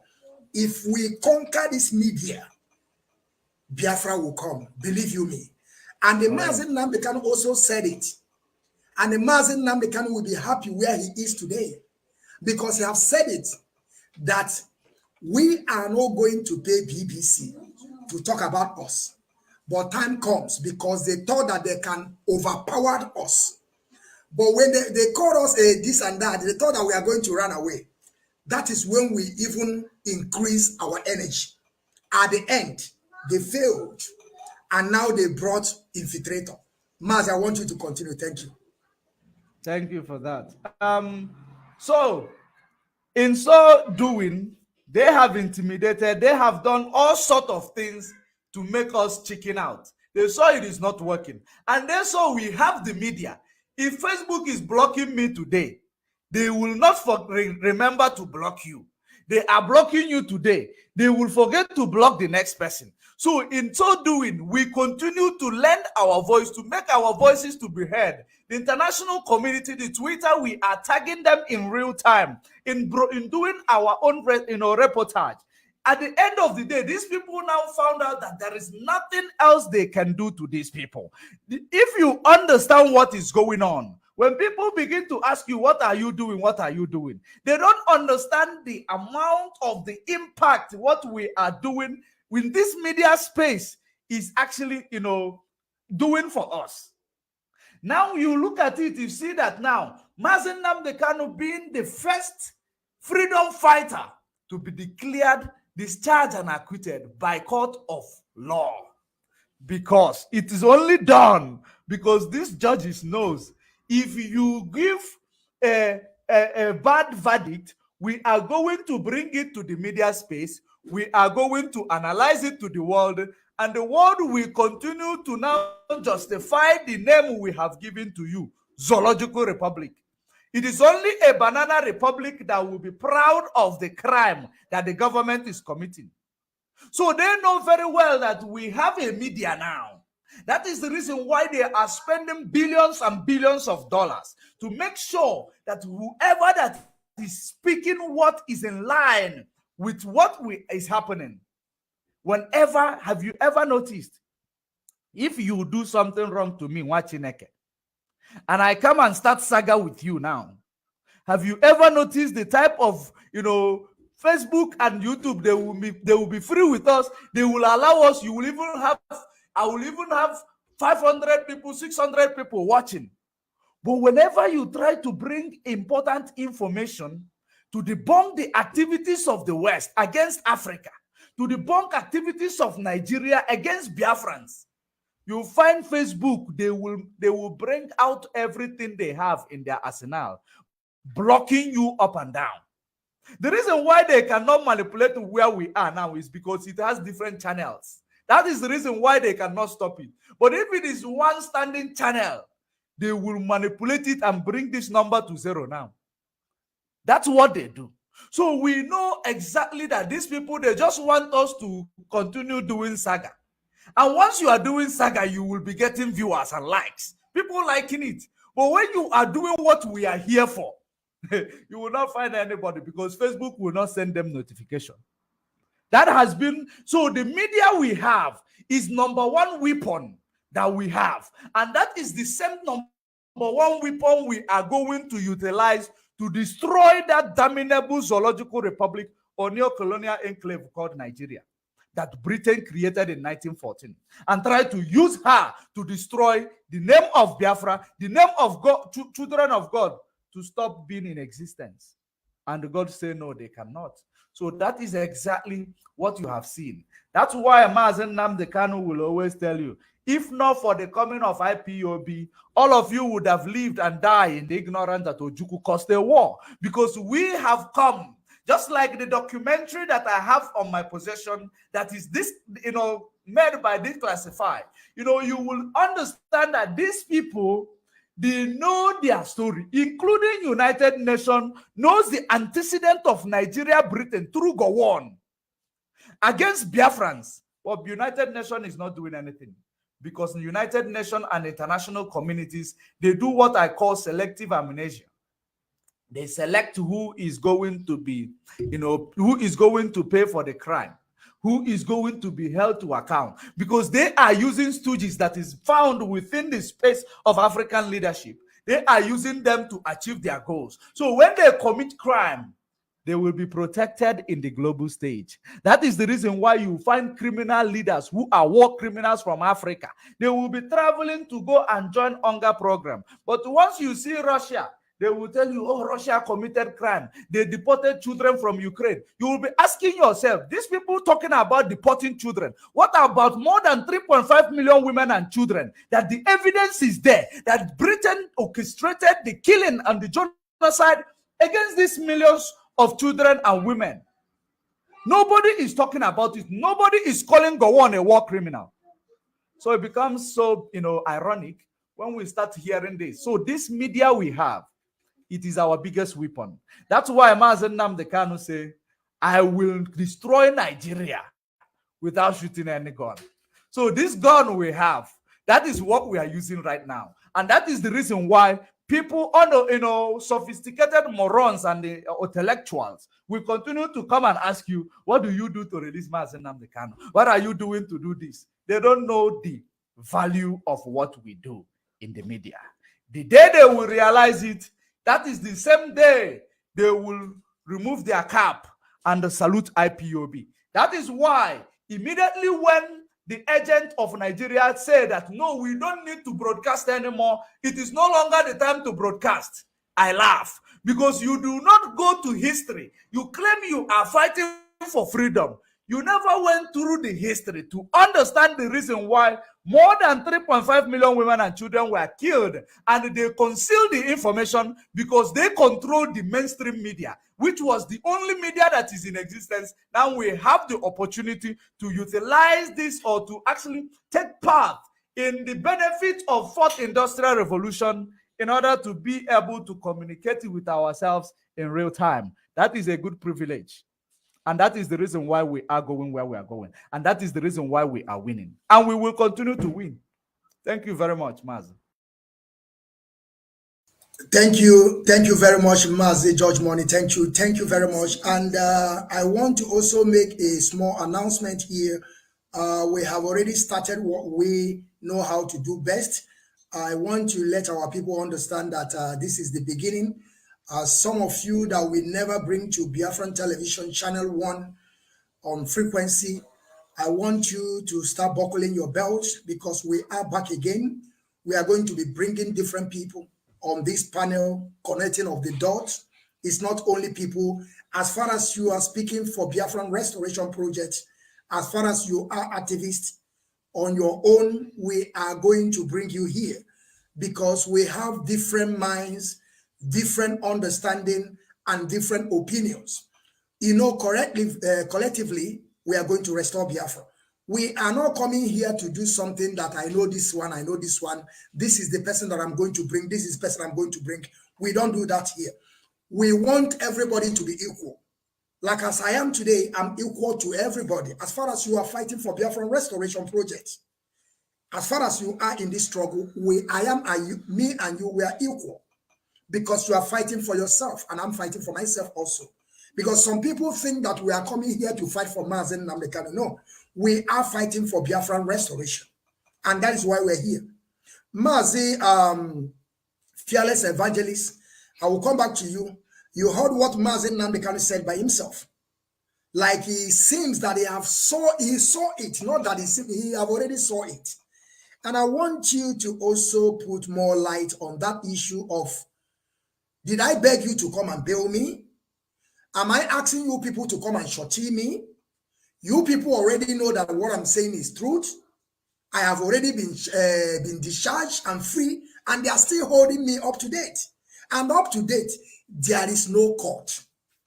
That is why they went to Supreme Court, and they knew that these people have vacation. The judge is not there. And they knew about it, and they put the same day at the same day. I mean, they put date, the day they are on vacation. Can't our people see that Nigeria judiciary and the system of that contraption is not working? Nigeria is against humanity. That is why some people don't even understand that Nigeria is a mainstream business. A lot of countries are beneficiary of that contraption. That is the reason why they don't want that contraption to break up. Because they are sucking you, milking you dry. Mazi, fearless evangelist, please, I want you to take over the mic and then tell us what you know. And I mean, your own opinion. Like I said, we are going to be bringing different people. We are going to be bringing people every day. We are going to be going to social media and begin to search for our people. That is what we know how to do. And we are going to bring our time to begin to search for every one of you. Whenever we find you, we are going to bring you. It does not matter. Mazi, please take over the mic, please. Okay. Thank you. Okay, let me go on the very voice of our leader. That is the changing of narrative.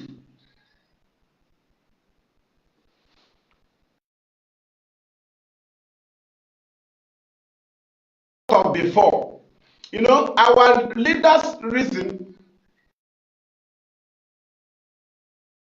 No, wait, hold on. You are, if I mute it, you unmute it. Eh? Wait, Judge Money, please mute it. Please, if I unmute it, you will unmute. Yeah, mute your telephone, Mike. Judge Money, please mute your telephone, please. Okay, wait. Now. Continue. So now you are unmuting it. It is coming to my ear. Okay. Okay, it's all right. Now, the reason there is because our leader have been discharged already by 2 courts. And another court, Ahmed Mohammed, rejected DSS case, the same case they brought to his court.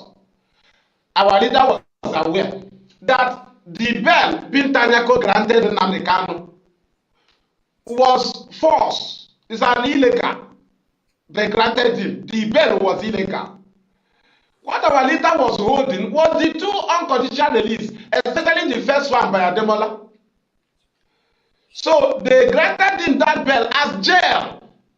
In replacement of the jail, they wanted to imprison him. Then they used the bail to replace it. Because he was not able to be jailed. So they want to jail him in his house. You will not address the press. That is to say, you will not speak through Radio Biafra. You will not be in the midst of more than 10 people. In a palace. You will not be in the midst of more than 10 people. It is jail. That's what our leader knew, that the bail have no base. The bail is useless. Because he have already been discharged. That's why when they say he will not be he will not be in the midst of more than 10 people, he invited us to he said all the list to Colombia, all the list to Ihiala. He first of all invited us to Umuahia. All the leads to Afaruku, we feed them. After the second one, he invited us. He now knows that we are good to go. He was testing the ground. We are now good to go. He said, Ekulada, we went. Iyala, we went. Although we went. Everywhere he called us, we go because he had been discharged by the court. The bail was rubbish. That's why when somebody talk about you want to boast that you free him, he will be boasting that he defeated Nigeria. You are supposed to you are supposed to at least shake him. You are supposed to call him a lion for going to Nigeria after kidnapping. He defeated them 2 times in their court. Instead of you to call him Dike Odogo, you now want to praise yourself because you after he was discharged, because he didn't play anything before his discharge. You now come to play on his bail. Right? Not that those that signed bail. We're not talking about those that signed bail. None of those people that signed bail made mouth. Only few people who say that I am the one who contacted Abaribe. I am the one who consulted this one. That's the people our leader was talking about. He wasn't talking about the people that signed bail. The Jewish rabbi, the Igbo businessman in Abuja, Senator Abaribe. No, there are people who started boasting that they are the people who contacted this one. But even the people that signed it did not boast. Abaribe said, if they come here again, I'll sign. I'll still sign again. He didn't boast. But there are people, when our leader come out, he thanked people. Some individually.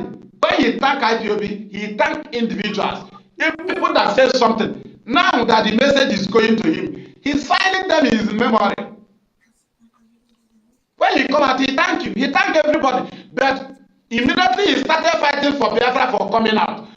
You now sent a message to bring him down. He said no. You cannot jail him with the bail condition. You now say, okay, I am the one who made him to come out. I am the one who arranged these people. I am the one, Aaron Abagi.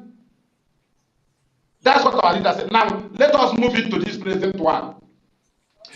There is categories of these very court rulings of pronouncement. One, there is discharge, only discharge.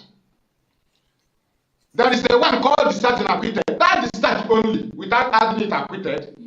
Somehow, somebody may go and challenge the case, right? But this very discharge and acquitted is final. Go, you did not do anything. Now, discharge 1, discharge and acquitted 2, caution and discharge 3. Caution is that the judge discovered that you committed it, but somehow, you are being cautioned.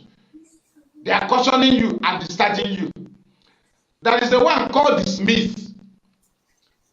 If it is on a capital charge, like murder, robbery and murder, kidnapping and robbery and kidnapping, or kidnapping and robbery, kidnapping and murder, if they dismiss you from the court, if you come back to the prison yard, the warders will not accept it. They don't accept dismiss on capital charges. They can accept this dismiss on the case of lower charges, but it was not mentioned in the case of our leader. First one was discharged unconditionally.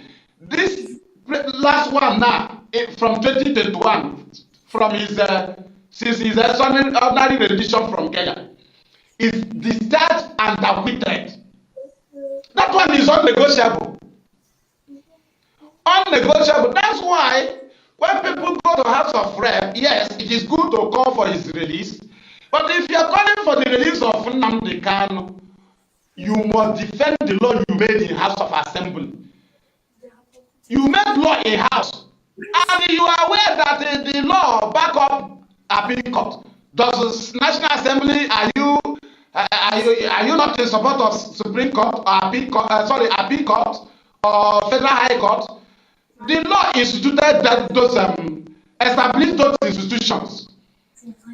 And how come somebody is a House of Rep member and you see a case that have already been discharged by the court, and somebody you come up in the House to be asking government, and not even the government, a president, calling a president, an individual, and calling President Tinubu, tell Nigerian government to obey their order. Order. This Their is it. order. What is the business of an individual? An individual that inherited an office that can be impeached by. But we are talking about Nigeria. That's what they asked me yesterday. I told them, President Buhari wasn't holding Nnamdi Kanu. That's why he used Malami to truncate the court order. Because he cannot condemn it. He's an individual. So he used the office of Malami as the Attorney General to go against court ruling. So the impostor cannot say, no, I did not agree. No. Did you understand? And then Nnamdi Kanu's case is between Nnamdi Kanu and federal government of Nigeria, not Tinubu, not anybody. Now, the duty of Tinubu is to activate their constitution.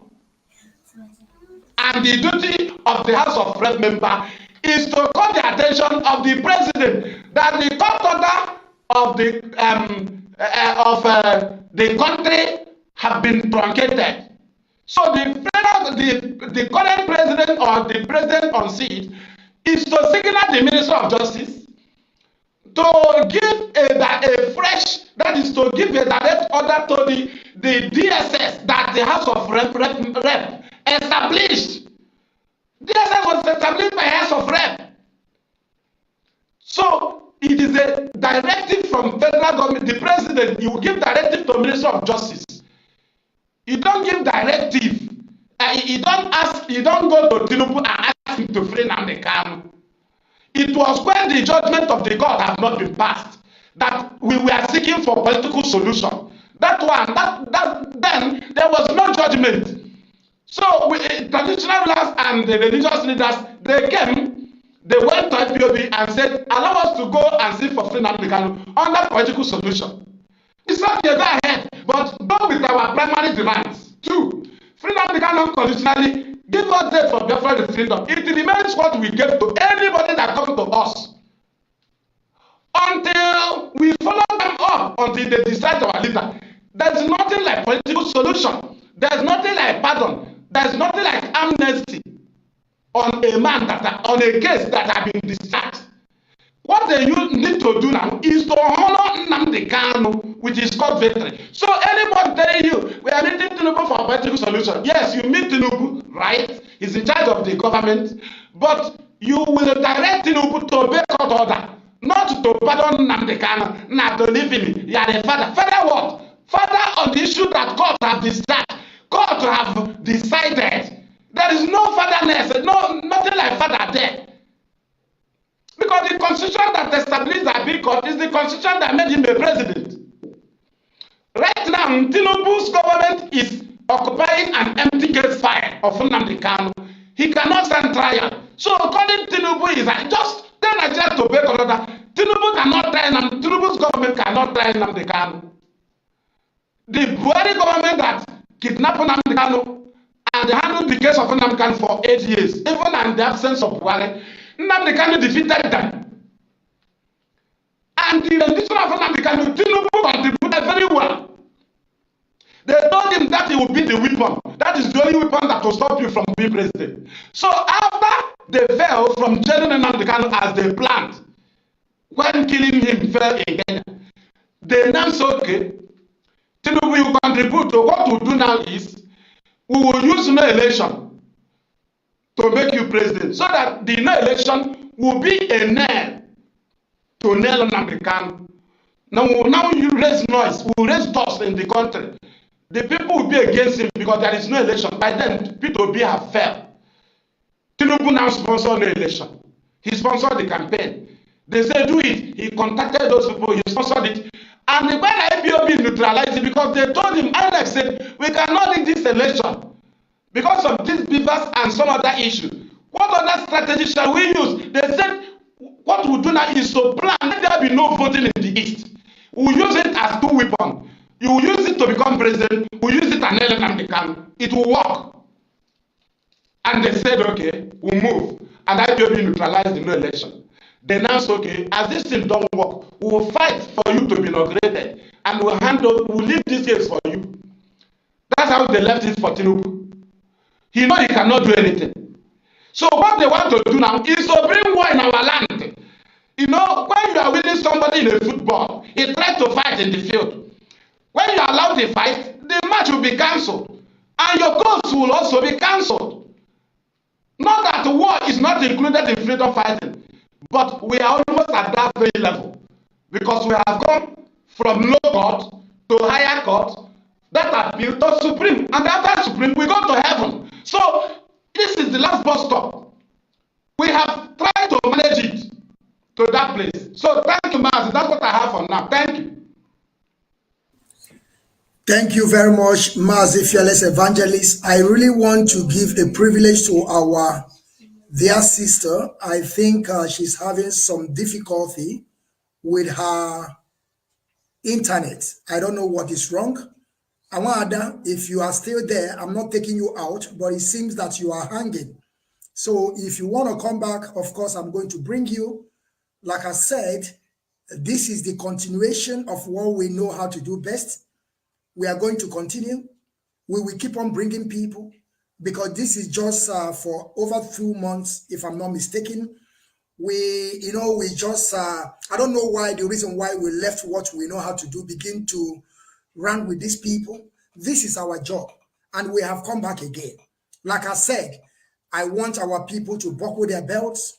Some of you that want to join us, not today, but as time goes on, we are in 36 episodes. We are going to be continue doing this without stopping this time around because we have already find our safer landing. So we are going to continue. So if you still want to come in, of course, I'm going to give you that privilege. It does not matter. You are a part of us. You are one of us. And you are, believe you me, you are a hardcore. There is no two ways about it because you know that you are fighting for your survival as we also fighting for our survival. So I want every one of you to get set. And I'm going to also paste my number, not today, on the platform so that if you want to join us on this panel connecting the dots or setting the record straight, we are going to bring you. We are not those people that are going to say, I know this one, that is why you are going to come here. It's a lie. The way you think and the way I think is different. Your opinion and my opinion is different. The way you are going to put your own story, if I might put it in that form, is going to be different from mine. That is why we call it the panel, meeting the panel and setting the record straight. So, Mazi George Money, I think we must conclude here with 3 hours. We have now 2 hours, 32 minutes. At least we are going to conclude 3 hours. So, Mazi George Money, I want you now, in general, what do you have to tell our people? This is no more a question. This is a general talk. What do you have to tell our people about this media war and what it's all about when we are talking about media? Because some people don't understand. At the same time, like I said, it's a general talk. I want you to take the mic and begin to tell our people things they want to know and things they should know before some people will begin to, brainwash them or begin to siphon their money, by telling them that I'm going to bring Biafra for you today and tomorrow. And we know that they don't have what it takes to get there. They are just there stealing from our people, raising funds every single day. And they think that we are coming here to laugh with them. Biafra is ours. The land of Biafra belongs to us. We are the indigenous people and the owners of the land. Mazi, the floor is yours. Thank you very much. Thank you very much. One thing that is very important for our people to know is that there is a saying in our language that say, one thing is that ever since Mazen Nnamdi Kanu started this freedom fighting movement, they have thrown many things at him. Blackmail upon blackmail, creating a fraction upon creating. They have done many things in order to make Mazi Nnamdi Kanu irrelevant. The same way they have tried to make the IPOB leadership structure under the leadership of Mazi Nnamdi Kanu. Because Mazi Nnamdi Kanu, they believe once they take him out, they never knew that there is a backbone. And that, some of the people who are confused today, but initially, I will not say anybody who is still claiming he's confused today, they are deliberate about it. So some of the people who were confused initially, we cannot blame them a lot because they did not know that there is a backbone. They believe that it is Mazi Nnamdi Kanu and nothing else. So to the shocking of all of them, when they discovered that there is a backbone, and now the backbone, the discovery of this backbone called the DOS, which shook the enemy to their bone marrow, because they believe that once they just take the leader away, they will jail him, and the rest of them will scatter like this, and they will just create another person to hijack the struggle. By the time they will release their leader, the leader will no longer be relevant, or by the time they will release the leader, people have given up on the quest of Biafra, because people will be saying, if it is this way to suffer us through sit at home, to suffer us through this, if it is how Biafra will be, let us leave it and remain in Nigeria. So people having on the enemy having seen that, when you are actually moving in a very clear road, you become, when you are driving in a very clear road where you did not see any sign of speed hump, and you will be driving so speed, you will be driving in a very high speed rather. Now you are driving, all of a sudden you see a speed hump. What are you going to do? You start looking for brake. By the time you will jump it, without being aware of it, it can take you to the bush. It can cause accident. So that was what Nigeria government and their British counterpart did. They never imagined that this man, they believe that this man is just one man squad. He govern, he is everywhere, he's in charge of everything. Nobody else is there, because they have managed to remove Uchamofo, who was actually the deputy. So they did not know that they are going to meet an obstacle after this man. And that obstacle is not made up of one person. It's not made up of two people. It's not made up of three individuals. It is made up of more than the number they imagined. So immediately when they hit that rock, they now went back. They were so surprised. They saw now the only way we can make this rock irrelevant is to start blackmailing them. They threw every blackmail. They did this. They started saying they went home to drive their jet, their private jet, their jeep, because the money they have realized from selling of Mazi Nnamdi Kanu, all these things put together. This is exactly the fight we are into. That is the reason why this media that we are using is the greatest weapon. So when people are believing that we are not doing anything, I want you to rethink what BBC did to us during the war, 1967. Rethink what they did to us.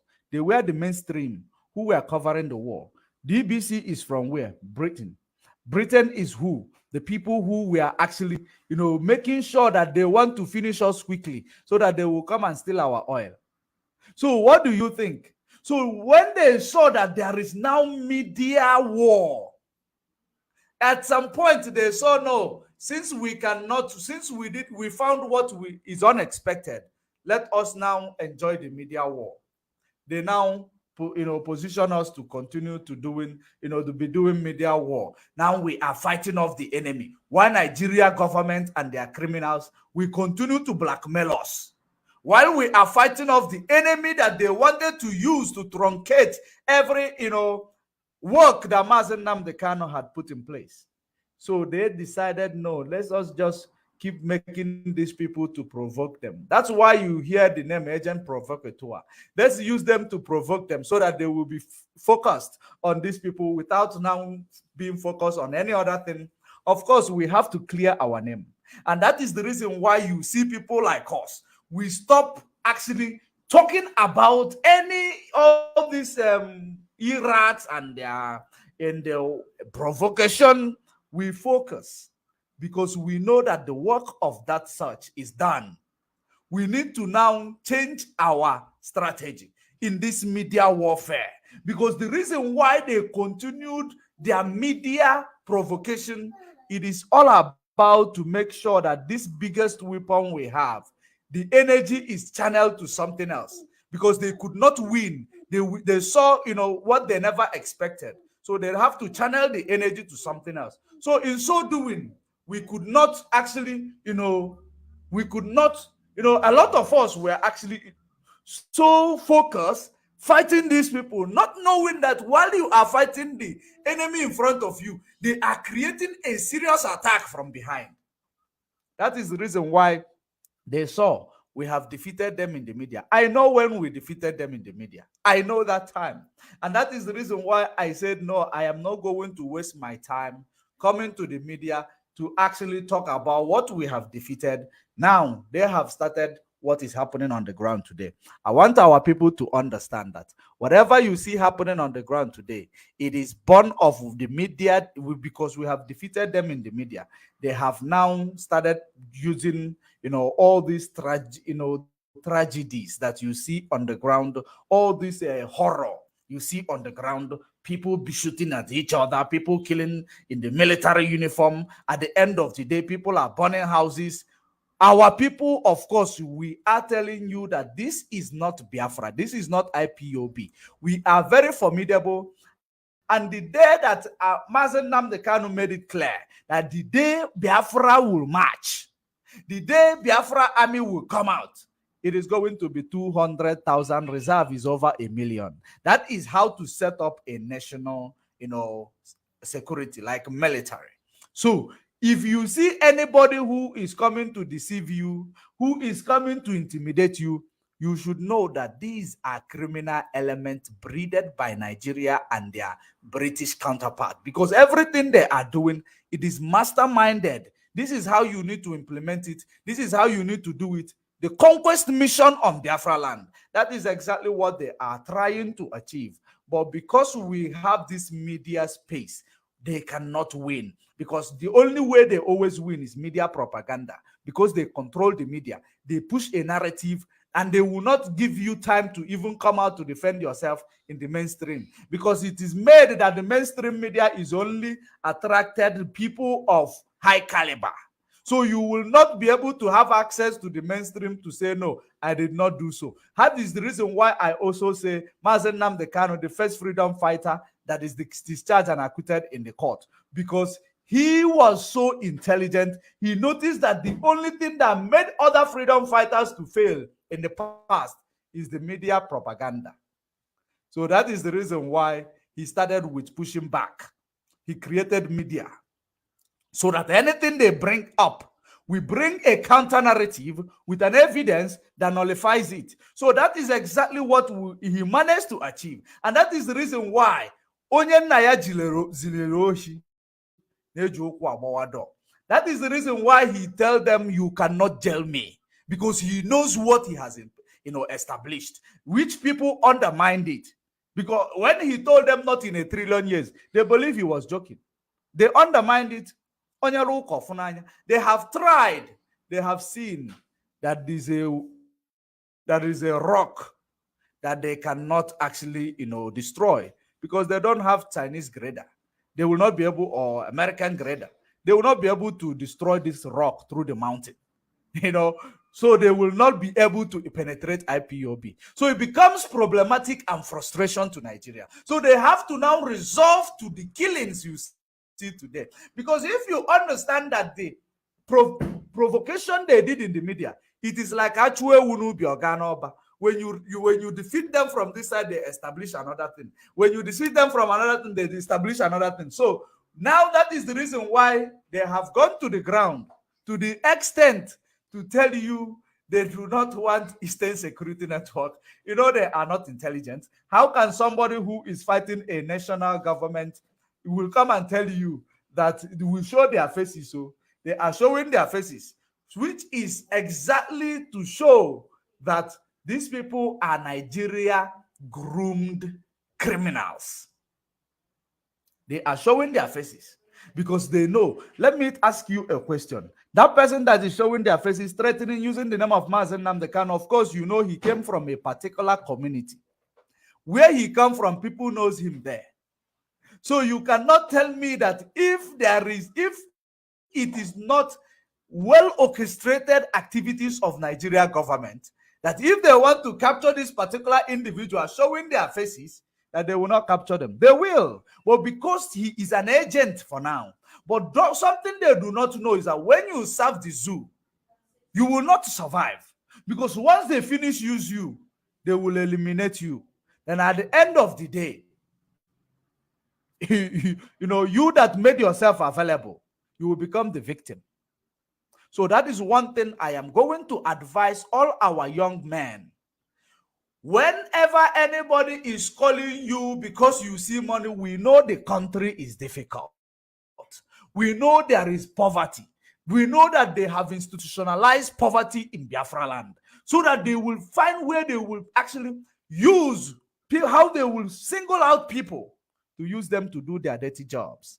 So when you see that, ignore poverty, ignore everything like that. We know it is not easy.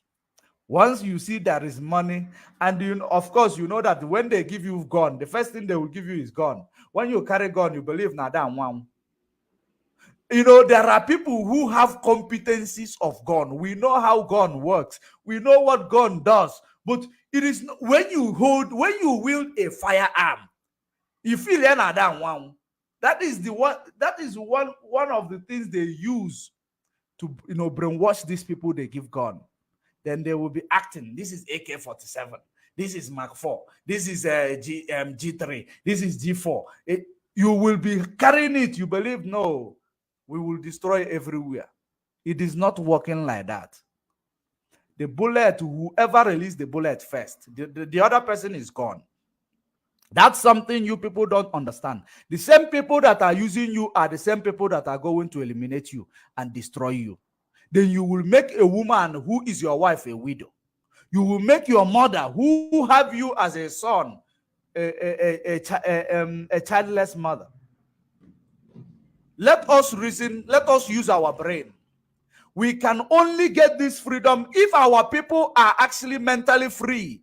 And because of poverty, that is the reason why the first thing that the West they will do is to make sure that there is an institution called poverty in every, you know, third world country, so that when they want to create terrorism, they will pick up from poverty institution.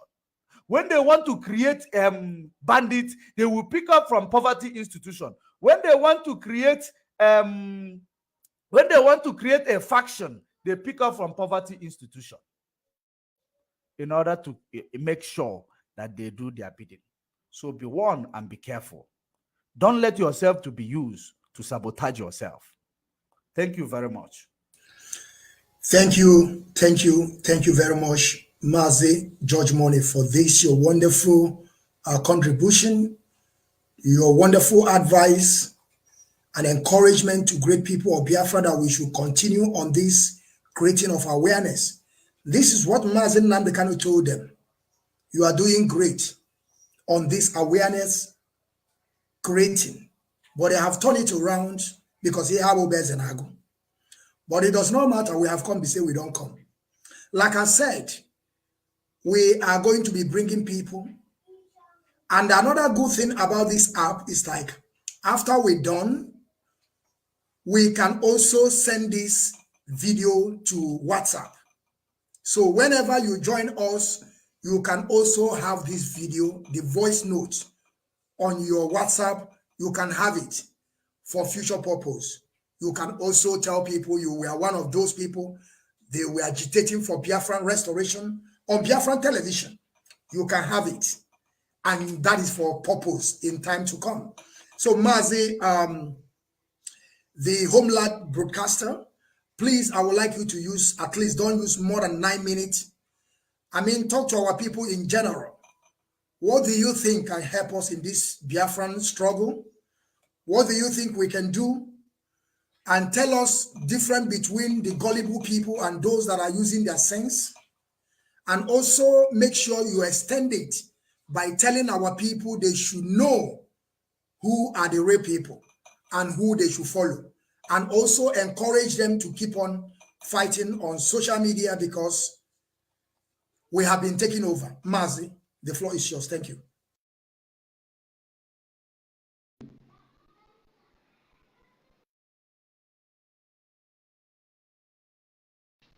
To our people and every other people that are listening to us. What I am giving to our people here is that if you know what IPOB have done to the Nigerian government by cleaning the faces of our fathers, both those that died and those that are still living, we have vindicated them. And we are about to finish the building. We are almost finishing the building they started, and they was not able to finish it because they were here and the enemy came here and fight them. Now, there are ways I want to bring in that people have used to deceive you. They told you that our leader, now Nnamdi is not here, he's now leader of everybody. But before I bring that word, there is something I will give to you. You can never fight for free Nnamdi Kanu by jumping IPOB. It's a lie. You must follow IPOB. You must sympathize IPOB. You must seek advice from IPOB. To fight for their leader, you will support IPOB. That's the knowledge people lack. You think that IPOB, that their leader was kidnapped, you can jump them, you are more smarter. To fight for free Nnamdi Kanu, you must be mad. You will join IPOB. They will give you directive because they did not just start. They are not fighting for free Nnamdi Kanu only. We are fighting for Biafra. And there are things we must avoid. And the road we choose, there are things we avoid. There are things we see there. Freedom fighting is optional. Either you choose armed struggle or self-determination. And in our case, we have been in arm. And we have to come back with self-determination to vindicate those that fought. If you start with gun, they will say this is how their father did. And we fail. We cannot be submitting later to international bodies. Had we started and they qualify us and say that's how their father did, we are gone. If you know the image of our people today in abroad, it is different now to compare to when IPOB have not come. Now, what are we doing now? Now that Nnamdi Kanu is in detention, mind you that it is an opportunity of the federal government to be meeting him through the backyard. But they have been failing. They go through backyard, they send the emir, they send Sultan. If they beg him and they cannot, let us do it like this. He will say no. It is not negotiable. They will take DSS, don't give him food, don't give him his medication. That is rubbish. And for you to know, this is the time they are discussing Biafra. Our God gave us this opportunity, knowing that Nnamdi Kanu can bear the pains, right? It is our duty to utilize it. Now they can utilize NSAC by approach, telling the youth not to destroy something, not to be violent, unless the government attack them. He opened their eyes. He used COVID-19 to deal with Nigerian government. We make uses of every opportunity. He used the death of Buhari to deal with them. That is how our God give us weapon as we move on. We don't have gun. But now, the kidnapping of Nnamdi Kanu, Nigeria score goal in their post by going to Kenya and kidnapping. And they wanted us to go in violence so that we ourselves will score goal in our own post. And had we go into violence, the goal would have been equalized by us. And Nigeria will now have the ground to deal with us. But now, do you know we have a weapon? IPOB leadership does not approach any international government or international body or any country empty-handed anymore. Before we go with complaint, today we go with their court order, a very serious weapon that we cannot be able to. Ojukwu wanted to present his Agri Accord agreement. They They brought war here. They went ahead with the propaganda. And today we have occupied the space of that very media that they used against Ojukwu. And Ojukwu warned them. He told them we are coming, that we are coming. Remember then, had it been that Bruce Mayrock, the US citizen, that set himself ablaze as a protest against the Biafra genocide going on, had it been today, our people in America are more in number, that Bruce Mayrock would lead us in protest. He wouldn't have set himself ablaze. Who did it so? Our God. He knew the weak point of Ojukwu. That nobody was there to submit our complaint. And he said, okay, I'll do it. But I will use Nigerian government to do it. I will use them to suffer these people. They will run away to survive. And when time comes, I will use them to pass my messages to country. That's why our people are in abroad. That's why if you are there, you don't understand that you are there for a mission. We are feeling sorry for you because you are there now because we cannot be transporting from here to Germany to submit our complaint or go to France or go to China. No, our God has sent you there to China. When we want to do it, you submit it. It is an advantage. That is the work. And remember, it is not that the leadership of IPOB and then through that now they can through the leadership of IPOB is discussing with the people that matters. It is now that we discuss freedom. It is now that we make friends. It is now because they did not allow Ojukwu. They forced him war. He was making friends in war. It is not easy. If he is not, had it been Ojukwu wasn't the man, he would have given out all our resources in order to quench fire in his house. But he was a man. It's not easy to make friends during war.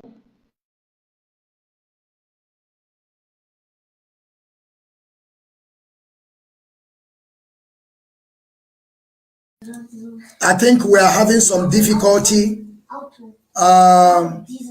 Mazi, the fearless evangelist, your line is hooking. I don't know what is the problem. I think maybe you are speaking, but we are not hearing you. I think you are going to log out and log in again because, of course, I'm going to give you your minute to finish. Okay, thank you. And I would like you to come back again, please, because you have to finish. I would like you to log in again, so I will bring you back. It's very, very important. Like I said, we are looking forward to bring new people. We are not coming here to say we are above you. We are all equal in this Biafran restoration. At the same time, as we are doing the broadcast, the video is recording. We are also going to push it in every WhatsApp platform so that you can also have it for yourself.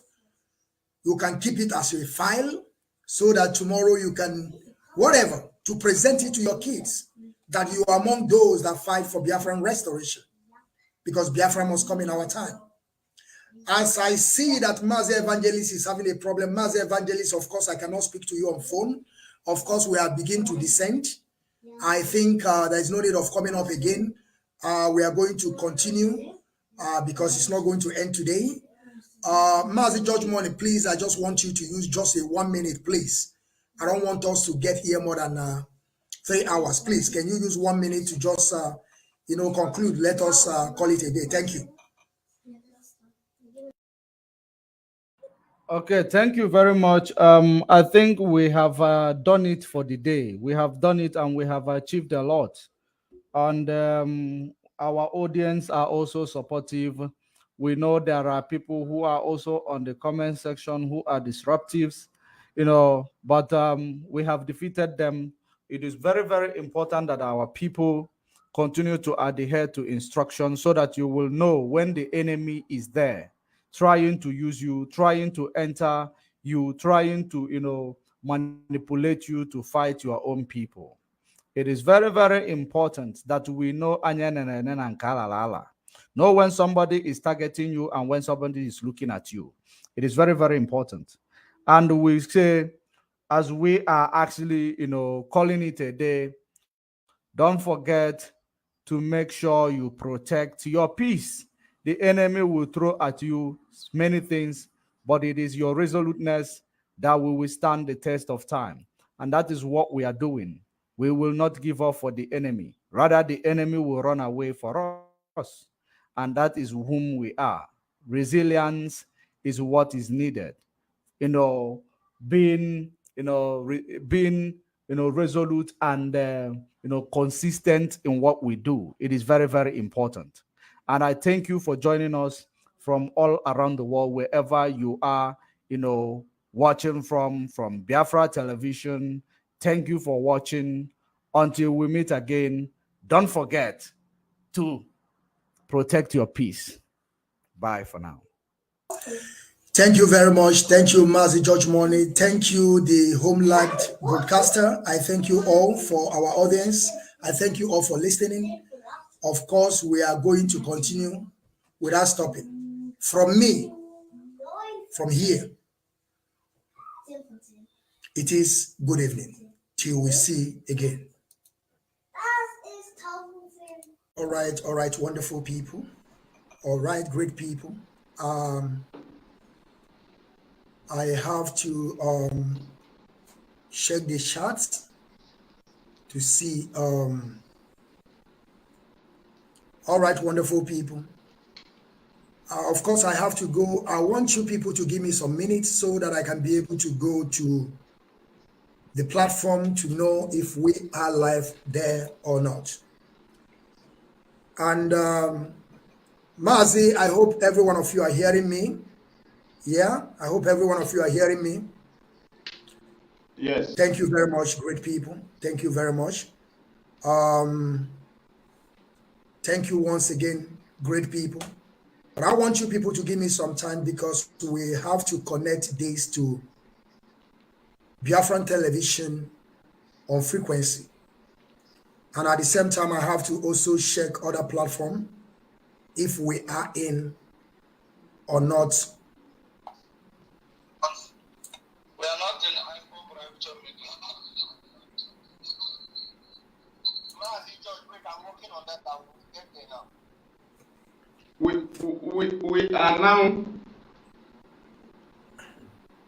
We are now on Rapture Media.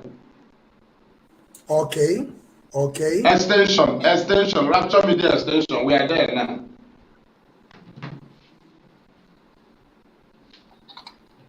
You people should just wait. I will connect to it. Just give me some, maybe 2 minutes. All right, great people. As you people are joining, we are going to join to other platform that is available to us over here. And of course, we want the great people of Biafra to, our people on the ground, so that I can be able to listen to this wonderful program today. This is the Meet the Panel. We are in episode 36. Things that we know how to do best. And that is why we're here. And as soon as we connect to other platform, then we are going to start because we want everything to be in our platforms. You can keep the program on the same thing. It will go everywhere. All right, wonderful people, great people of Biafra, freedom fighters, lovers of freedom and well wishers. I greet you all once again in the name of Chukwu Kikabiano. It's like he muted the mic of my side. I cannot hear him now. He's talking. Mazi. Yes, what do you say? I don't know. I'm not seeing it.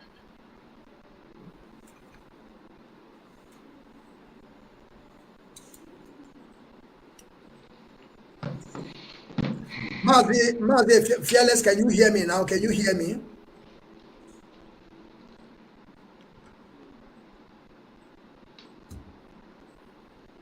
Mazi, Fearless, can you? Mazi Fearless, if you want to speak on WhatsApp,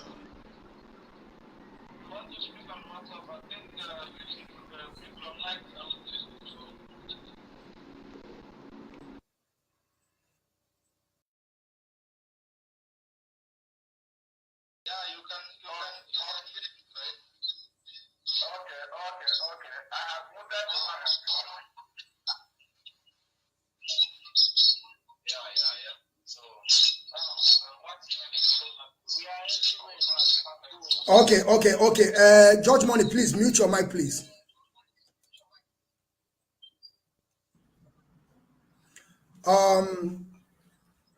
Master George Money, please, can you hear me through the computer, right?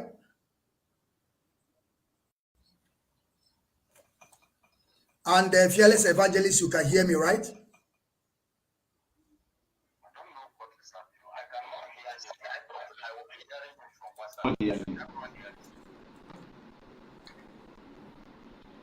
Are you hearing me through WhatsApp, right? You are hearing me, right? Yes. I can Yes, hear you. I'm the one that mute myself. Okay. Okay, yes, I don't have to mute myself. Other people should mute, please. Other people should mute themselves, please. Mazi, please mute your mic, please. Thank you. Thank you, great people. Thank you, freedom fighters. Of course, we said that we are going to be here 1 o'clock Biafran time. But because of some technical issues, we can't be able. And you people knows that this platform is not ours.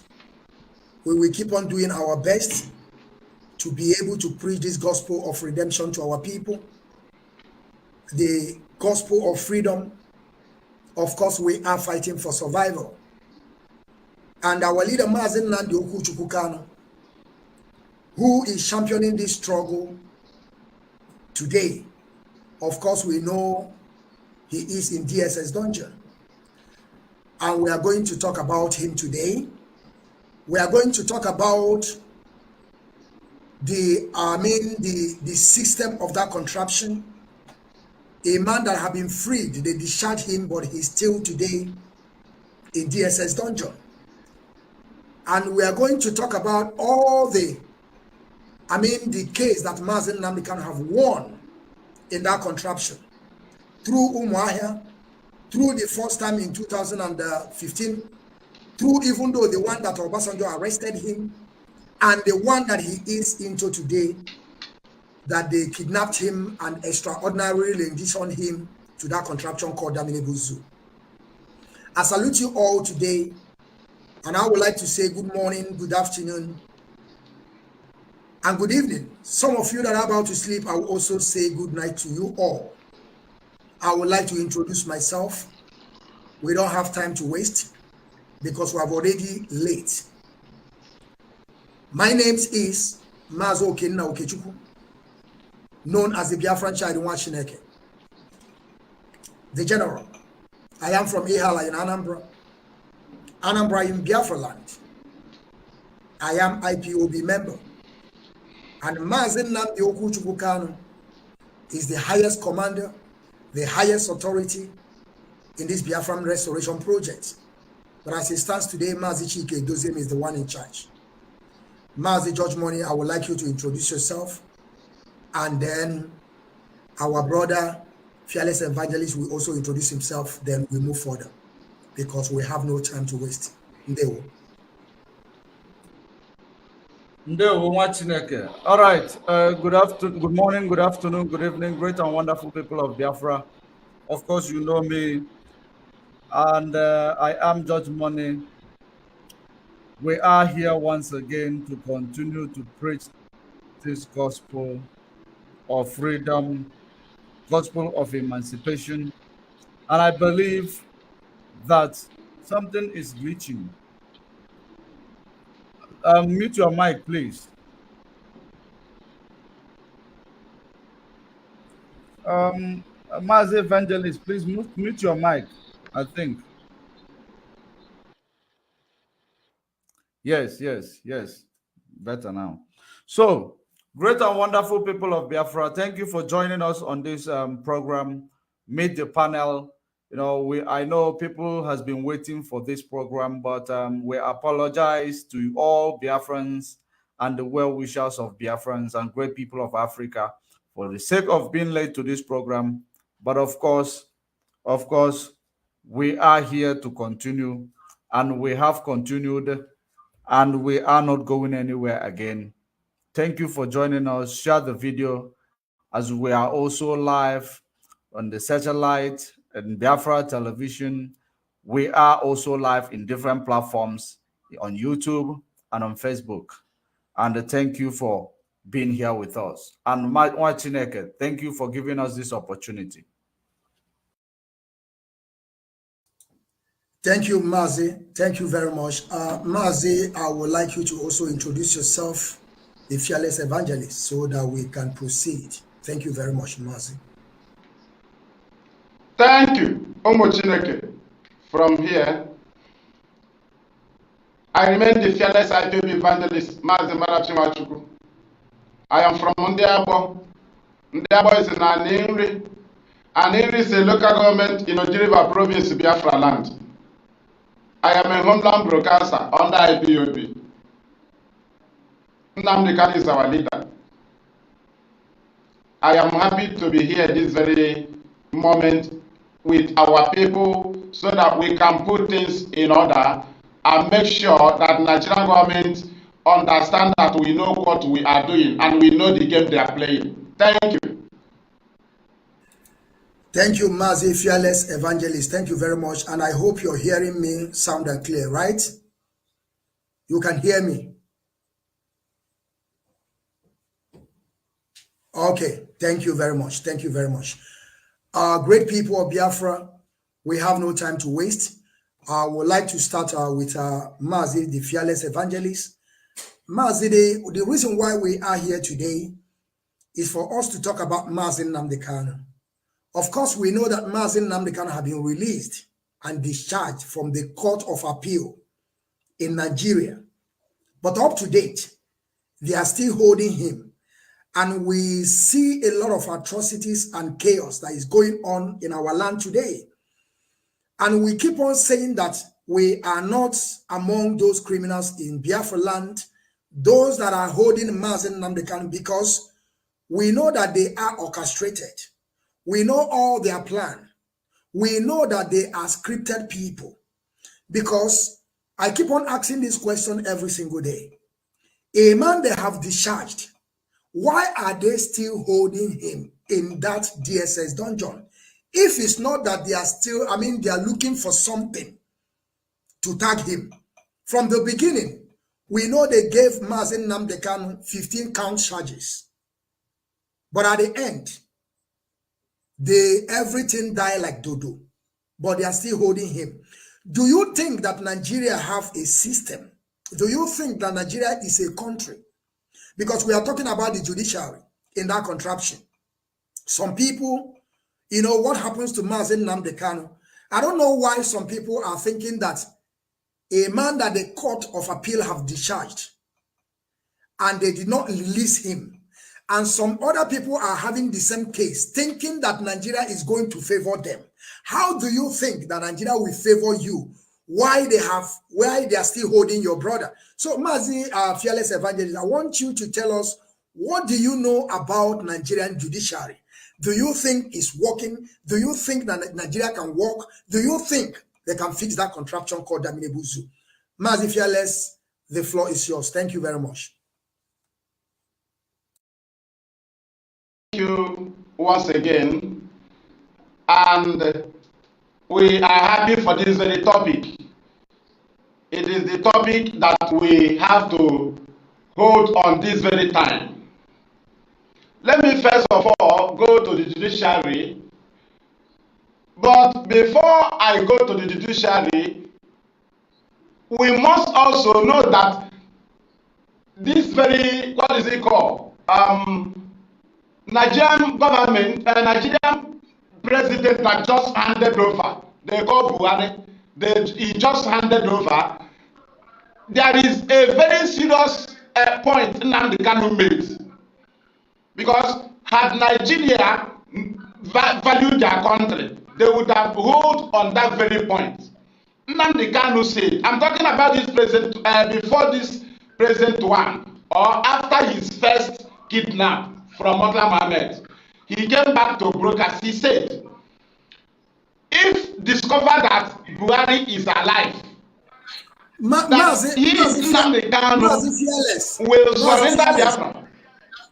Mazi Fearless, please, before when you are speaking, please, I want you to now, then you mute your mic from your telephone when you are speaking now. Mute the mic from your telephone and begin to speak. Okay? Yes, continue. Yeah, continue. Just hold on, there is something I want to check. Now, mute your mic here on the telephone. On the telephone conversation. Yes, mute it from the one that we have connection here, please.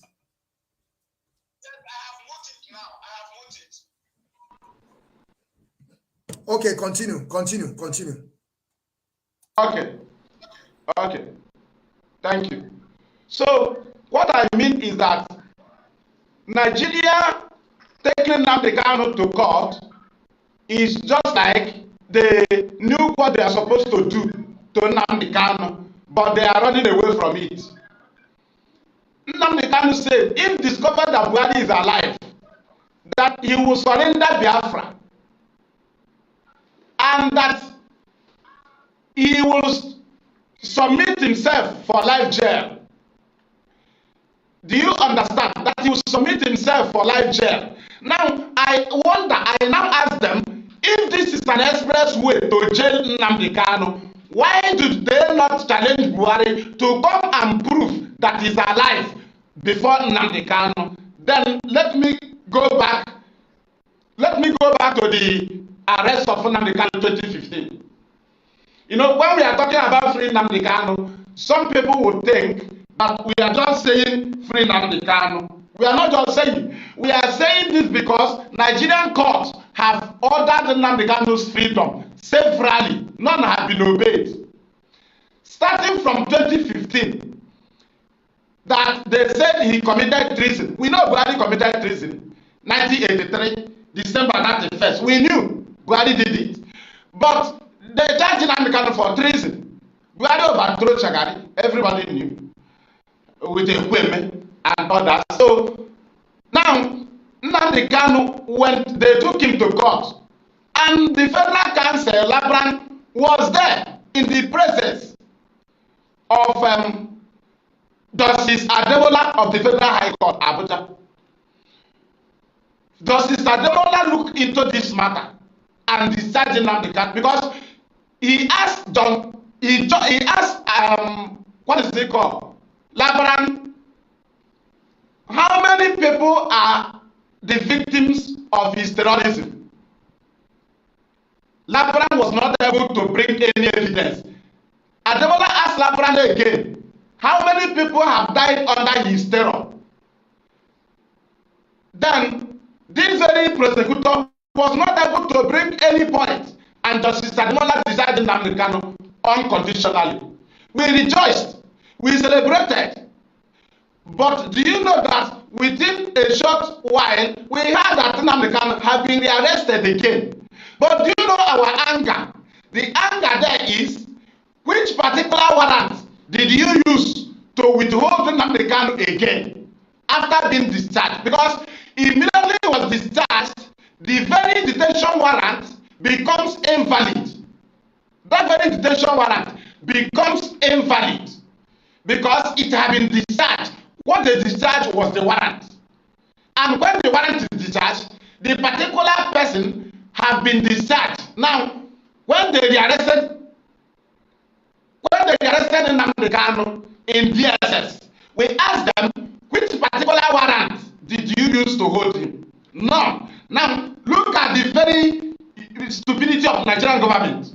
They took Nnamdi Kanu to the court of Justice John Sowo of the Federal High Court again, not appeal, not anywhere. The same Federal High Court, they did not go and appeal against the ruling of Ademola. They went to the same Federal High Court of Justice John Sowo.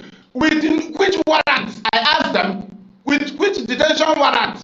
Let us just say that they went with an invalid detention warrant, but Justice John Sowo decided Nnamdi Kanu unconditionally again. And we asked them, why did you rearrest him again? We know why we are counting this mass. So now, when Justice John Soho discharged Nnamdi Kanu, they arrested him. They took him to the court of Justice Ahmed Mohammed.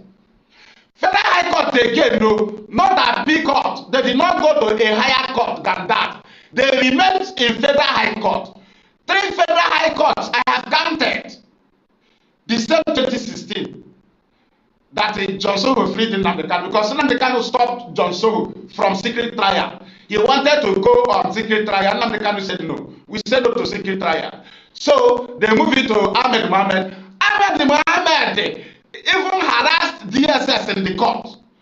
And he warned them that they should not bring this kind of case in this honorable court.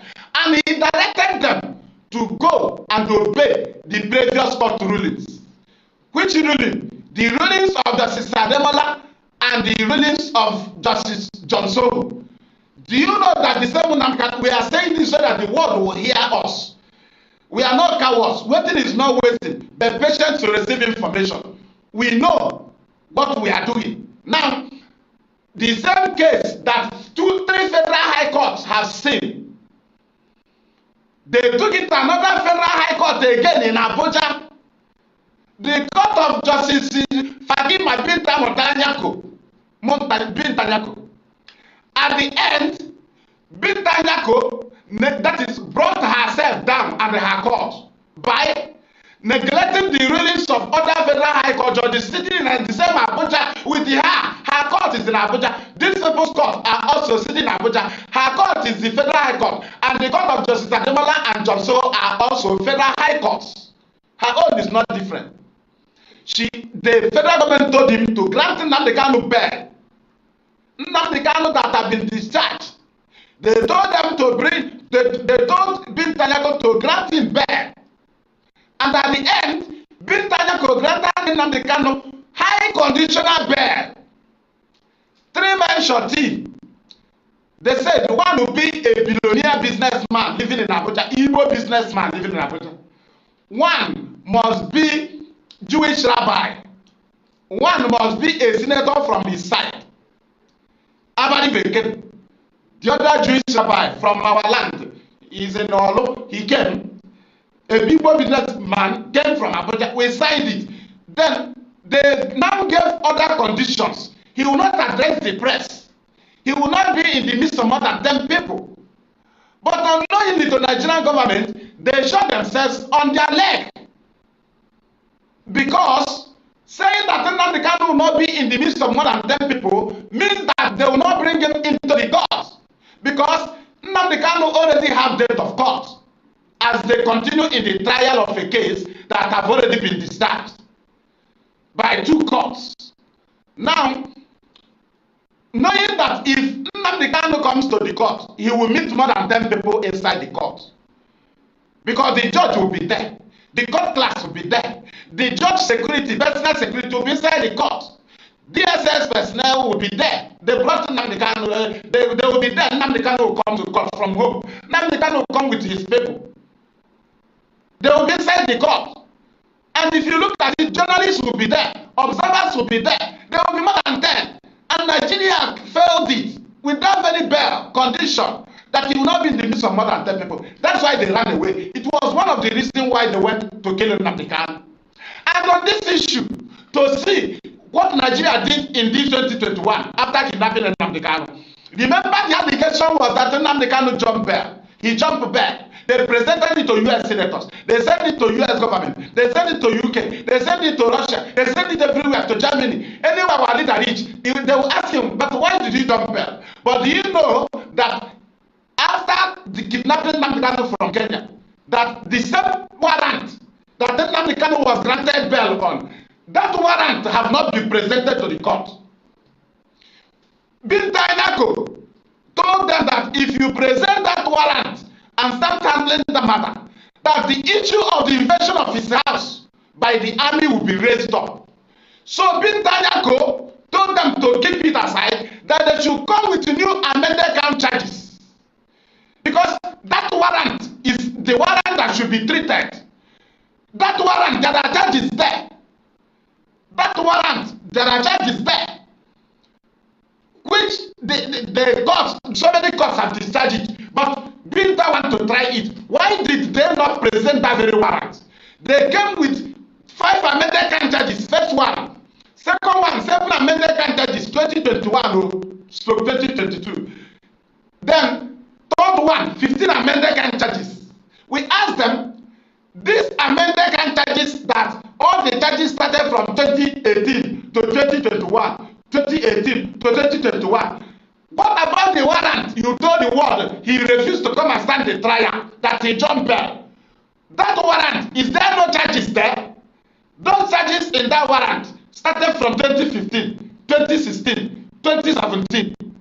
Right? Then how come in 2021 all the charges against Nnamdi Kanu is from 2018? That you, Mr. Nnamdi Kanu, incited members of the public to go and destroy government properties and the transport company in Lagos. That is NSAS. You see how stupid Nigeria is. But there is a warrant he was granted bail on. Because you know, you went to his house to kill him. And if that warrant is brought forward, Bintanyako knew that the lawyers will raise the issue of the invasion of his house because the killing of just Barrister Jofo failed. That was their target. They wanted to kill him before bringing Nnamdi Kanu so that they can know if they will go ahead with that very warrant. But when the killing of Jofo failed and they kill his PA, they know that they should not go ahead with that very warrant. They should come up with amended charges because the bail you told the world he jumped from is the very warrant you are supposed to be trying him on. How come the warrant, the charges increased to 15? You started bringing unknown gunmen because government sponsored it. They brought them attack on INEC facilities because government sponsored it. Because they knew they would not use the old warrant. Everything they sponsored, attack on security formation, it is all in the charges against Nnamdi Kanu, all these amended count charges. The only charge from 2015 that came in was the transmitter issue.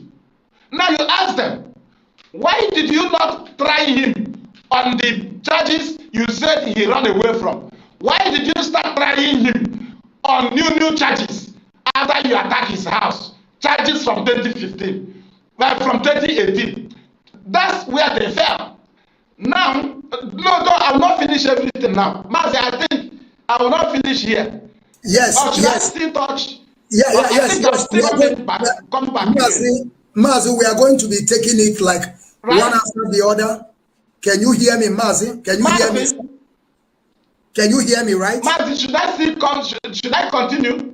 No, Mazi, just hold on, please, hold on. No, Mazi, I mean that we are going to be taking it one after the other from 2015 to 2017 to 2018 to 2021 to 2023, and today we are, Mazi. So I would like to. Let me move. Yeah, I think I want you to wait so that I can be able to ask Good Morning also some question because we are taking it one after the other. Mazi, it's all right. Thank you.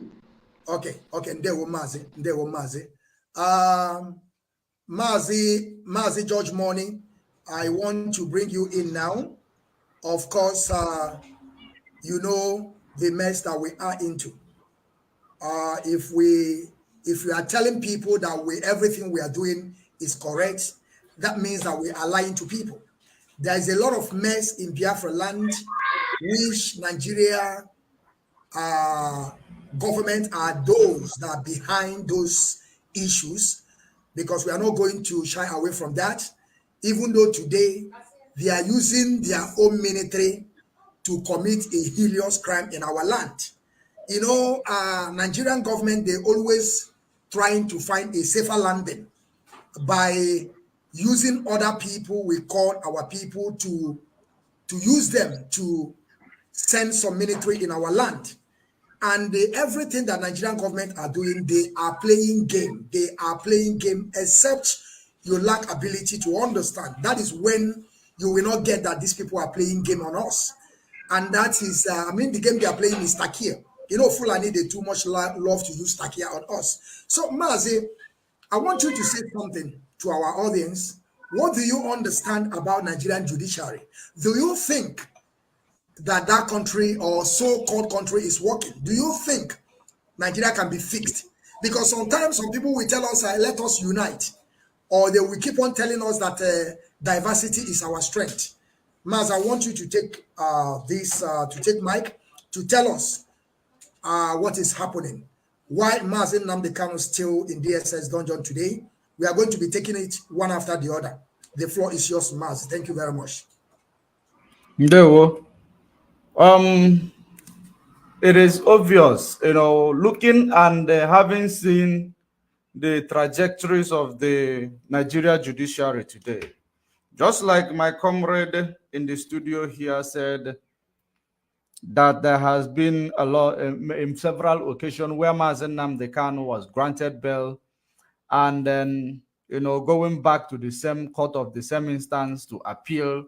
It is actually something that is Nigeria judiciary. They are behaving very, very, amateurly, or will I say they are not professional. Having seen the experience, or ever since the Mazen Nnamdi Kanu's case is presented to them, I don't know if I will say that Nigeria judiciary is actually, professional, because having seen from the case of Mazen Nnamdi Kanu, believe you me, I cannot say that Nigeria judiciary is working. I have never, stand trial in Nigeria judiciary, but I have been in police custody for the case that we have not committed, just that we were in the marketplace where we were working. Police came in to arrest many people, and we know that in every court, in every law of every nation, you don't take more than 48 hours to present somebody before the judiciary.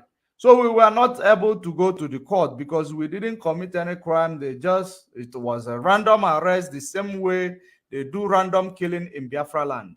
So having seen or judging from the perspective of Mazen Nnamdi Kanu's case, I will say to you that Nigeria judiciary is not functional. If you look at giving Mazen Nnamdi Kanu a bail in 2017, and the same military, the same Nigeria government whom Mazen Nnamdi Kanu was given a bail from, decided to send military to go and kill Mazen Nnamdi Kanu from his palace, his paternal home. And as God may have it, Mazen Nnamdi Kanu managed to escape.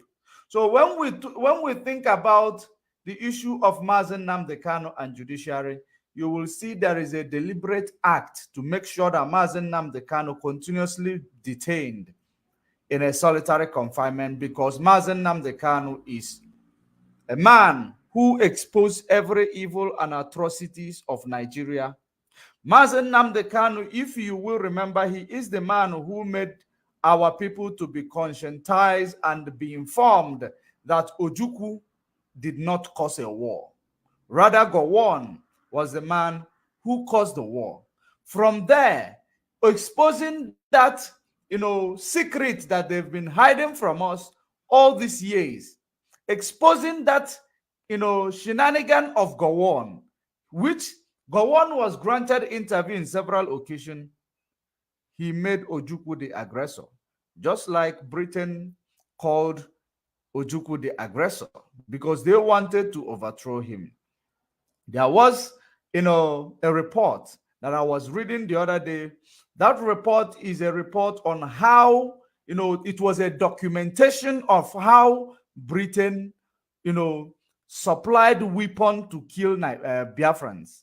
Supply every weapon, including bombs and ammunitions, in order to destroy Biafra land, because the only thing that Britain wanted from Biafra land, it is to establish their business of oil, to establish the business of oil exploration. So in so doing, they had to go to extra mile. They had to go to extra length to make sure, even if it warrants that every Biafra has, will die for Britain's business to stand in Biafra land. That was exactly what the documentation said about Britain. They made sure that they hide the war activities of the war from the United Nations. So when Mazen Nnamdi Kanu resurfaced, you find out that it becomes problematic to Britain and Nigeria because he was exposing everything that even the members of the public were not aware of. So we will not be surprised if Nigeria judiciary begin to act